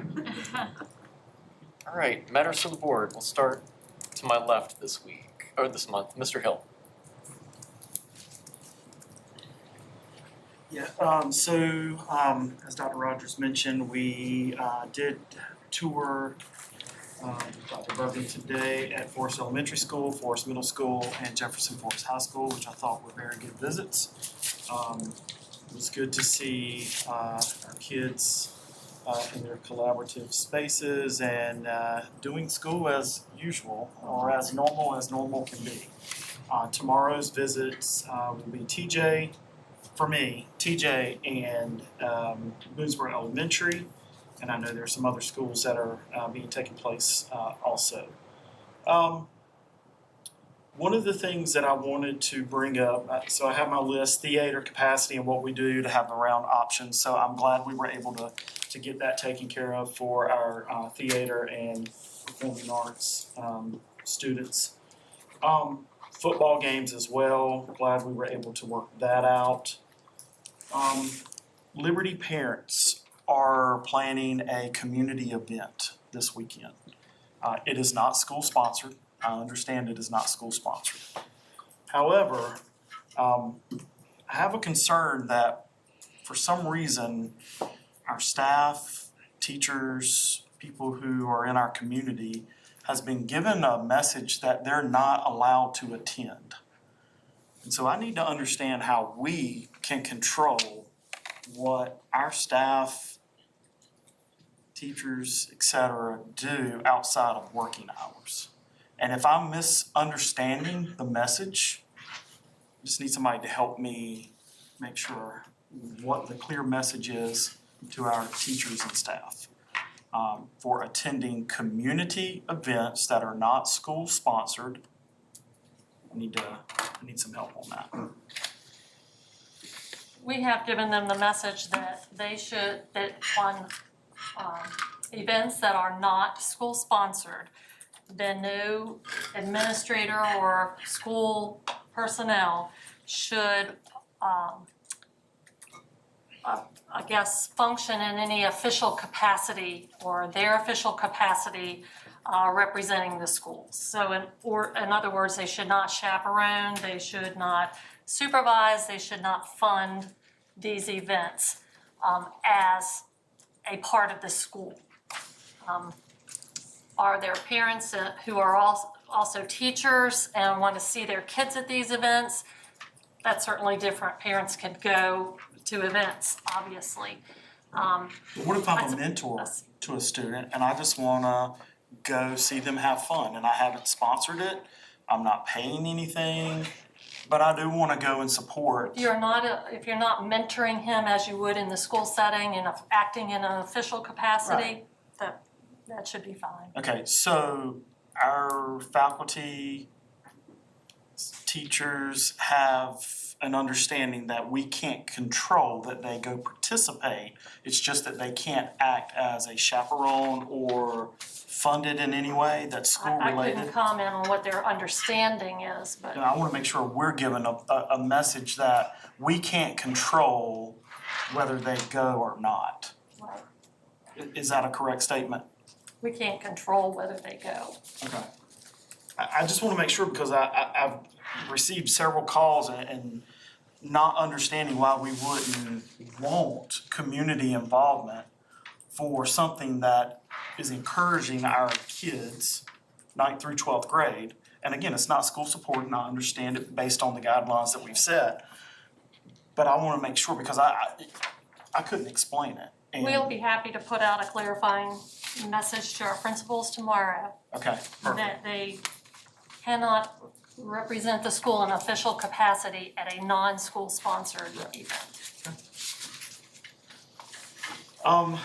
Thank you to our nurses. I know we had some information and pictures today, so I do want to say thank you. Since I got to go first, I figured I was going to be echoing. I am excited at getting our kids back to school 5 days a week, so I do appreciate all of the work that has gone into that. I know there's lots more to do. I wish it was a plan going into effect on Monday. I've been very vocal about that, but the good news is at least we're working to get them back in August, so very excited about that. Let's see here. The last thing that I'll say is just a statement. After the conversation we just had about our facilities, and I guess we spent 15 or 20 minutes of trying to figure out who would clean it, how to clean it. And it baffles me that we have received as a public school system millions of dollars in CARES Act funding. Millions, not hundreds, but millions. And yet we have spent more time trying to figure out how to keep our kids out of our facilities versus how to use that money for what it's for, to get them in to our facilities, to use them for things that help them in their mental health, athletics, all of the above. And so just a general statement, it just baffles me that why wouldn't we use that money for what it's for instead of coming up for reasons of not to allow these facilities to be used? That's all. Mr. Leamy, caught you with your mask down. Yeah, you did. I went on a visit to Liberty High School, Liberty Middle School with Dr. Rogers and Dr. Bergen week before last. And very good visit. The weather could have been better, but I think it was an overall very, very productive time spent. And I hope it was instructive to Dr. Bergen as he learns about Bedford County and Bedford County Public Schools. I appreciate the clarification on Bedford County Public Schools staff being, I don't wanna say allowed, but, there not being an issue with them attending a community event as a private citizen, as long as they are not in their, serving as, in their official capacity. I think that's an important distinction that they need to understand. So again, thank you for that clarification. Nurses, you rock, keep it up. And I'm glad that we were able to get a couple of additional tickets for those seniors that will be playing their last football game tomorrow night. And thanks to Mr. Beige for coming in and speaking. He generated some conversation this evening that had in my opinion, a very positive outcome. That's all I got. Ms. Kirby. I reckon 3 skips of a record aren't totally repeating everything. Again, I wanna thank all the nurses for all they do, not just during COVID, but they're always there for support for our kids and there to take care of our kids when they are out of our immediate reach. And then that's invaluable as a parent. And as we were sitting here watching this video, I was just trying, there's no way that, you've been here multiple years, and Dr. Hicks and Mr. Lee, I wonder how many of these videos we've watched over the last number of years, and Mr. Edwards has always pulled these off and put them together, and I want to thank you for that too. They've always been classy and good recognition for whatever we're trying to recognize. Like Mr. Hill, and like all of us, I'm super excited that these kids are going back to school. They really, really need to be there. When you hear your kids begging you for them to be able to go to school more, and you never thought you'd hear that because they always wanted to skip school, but they've hit the point of where they want to be there. And I commend everybody for the awesome graduation plans. If families could have 10 tickets to get to graduation, that would be unbelievable compared to the fact that last year we were sitting in cars. So that's come a long way. And parents, especially those of football players, get on the horn tonight, spread the word that you can possibly get 4 tickets, call the schools, beat them to the punch, help them out. Get your name on the list. And that's it. Thank you. Thank you, ma'am. Ms. Hairston. Thank you, Mr. Chairman. Well, I'd like to congratulate all of our Teachers of the Year candidates at the various schools. I've been watching the postings from our division, and I just want to congratulate all of those teachers and also the finalists that Dr. Rogers shared with us. Congratulations to them. And we've had a number of students receive so many awards too, so I want to just give a shout out to those students. I'm thinking in particularly of a posting just recently of the students at BSTC. I think there were 3 young ladies that received really an outstanding state award, so that's fantastic. And like the others, I want to echo to the nurses and thank them for all of their hard work and all of their support, and also to Patricia Knox and Beth Robertson and all of the work that they have done. I mean, I know it's probably been some really difficult times for you guys, but you're very much appreciated, and we thank you for your hard work.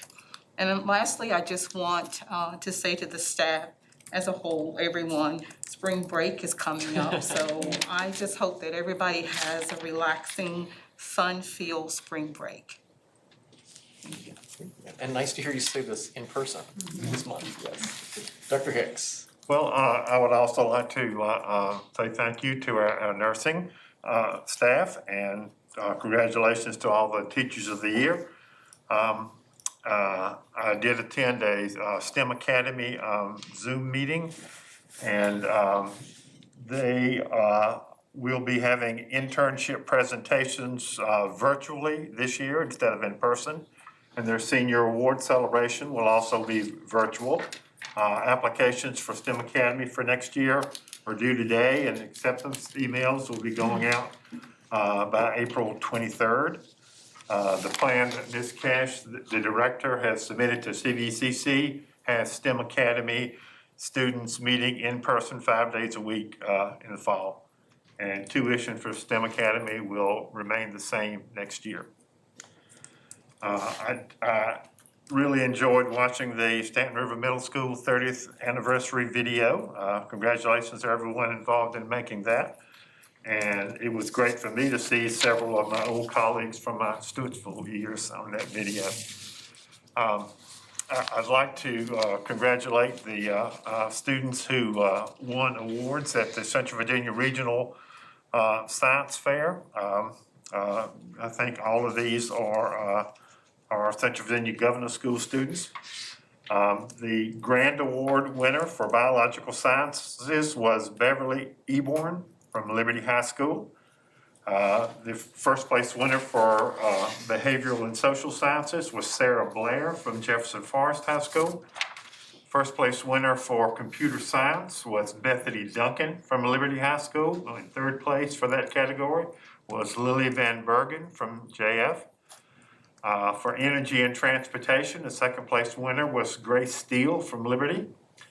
Medicine and Health, the first place winner was Leanne Ranger from Jefferson Forest, and third place was Lance Martin from Jefferson Forest. Physics and Astronomy, second place winner was Landon Epperson from Jefferson Forest. Plant Sciences, the first place winner was Beverly Eborn from Liberty. The special awards that were given, the Naval Research Award was Bethany Duncan from Liberty. Air Force Award went to Grace Steele from Liberty. U.S. Metric Association Award went to Bethany Duncan from Liberty. The Yale Junior Engineering Award went to Landon Epperson from Jefferson Forest. The Virginia Dental Award for Recognizing Science Talent, the grand award winner for that was Leanne Ranger from Jefferson Forest. The APA Award went to Sarah Blair from Jefferson Forest. And there were 6 students nominated to attend the virtual Virginia State Fair.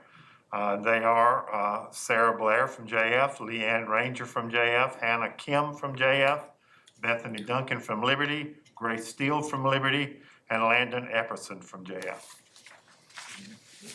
Good news there, yes. Dr. Mealy. I also want to thank Mr. Edwards for his video. It was great. I really appreciate you always putting that together for us, and I know the nurses do as well, so thank you for that. The nurses as well, I can't say enough. You all are the backbone, really, of what we try to accomplish with our contact tracing and our vaccination clinics, certainly led by Ms. Robertson and Mrs. Knox, and certainly with the help of all the volunteers and community agencies. So I really do thank you for your dedication, not only to the health needs of our division, but to our community at large. I don't think we can say thank you enough during this time for what you have done, and I'm so appreciative that you're there to do that. And I totally agree with you. Thank you, Mr. Downey, because he fought to get nurses everywhere, so that's wonderful. I also want to recognize the special accomplishments of 4 young ladies at Susie B. Gibson who were top state honors in the Educators Rising competition, Abby DeLong, Cheyenne Haynes, Harley Martin, and Harley Stanley. So congratulations to all of you. We always need people wanting to go into education. It's not been a great field for people to enter in the last few years, so I'm always happy when people are interested in coming into this profession. Dr. Bergen, I'd really like to thank you for all your visits out here. I have heard nothing but completely positive, overjoyed excitement from the people who have met you. So I just think it's wonderful you're already reaching out and becoming involved and visiting as many people as you can. And I just have quite a few people who would just call me and, I saw him today. Oh my gosh, what a nice man. They're just really, the people I'm hearing from are just really thrilled. So thank you for your part in just reaching out so soon to our community. I also want to thank all of my colleagues on the board for our work tonight with the performing arts and football. I think that's going to be, we've made some positive changes there, and I think that's a good thing for everyone. I also would like to congratulate all of our teachers of the year and wish them best in the finals. I will also go along with my colleagues as we work to get these students back in school 5 days a week. Thank you all so much for your work with that. I know that it's very difficult, having been in education as long as I was. I truly wake up some mornings going, thank God I don't do that anymore.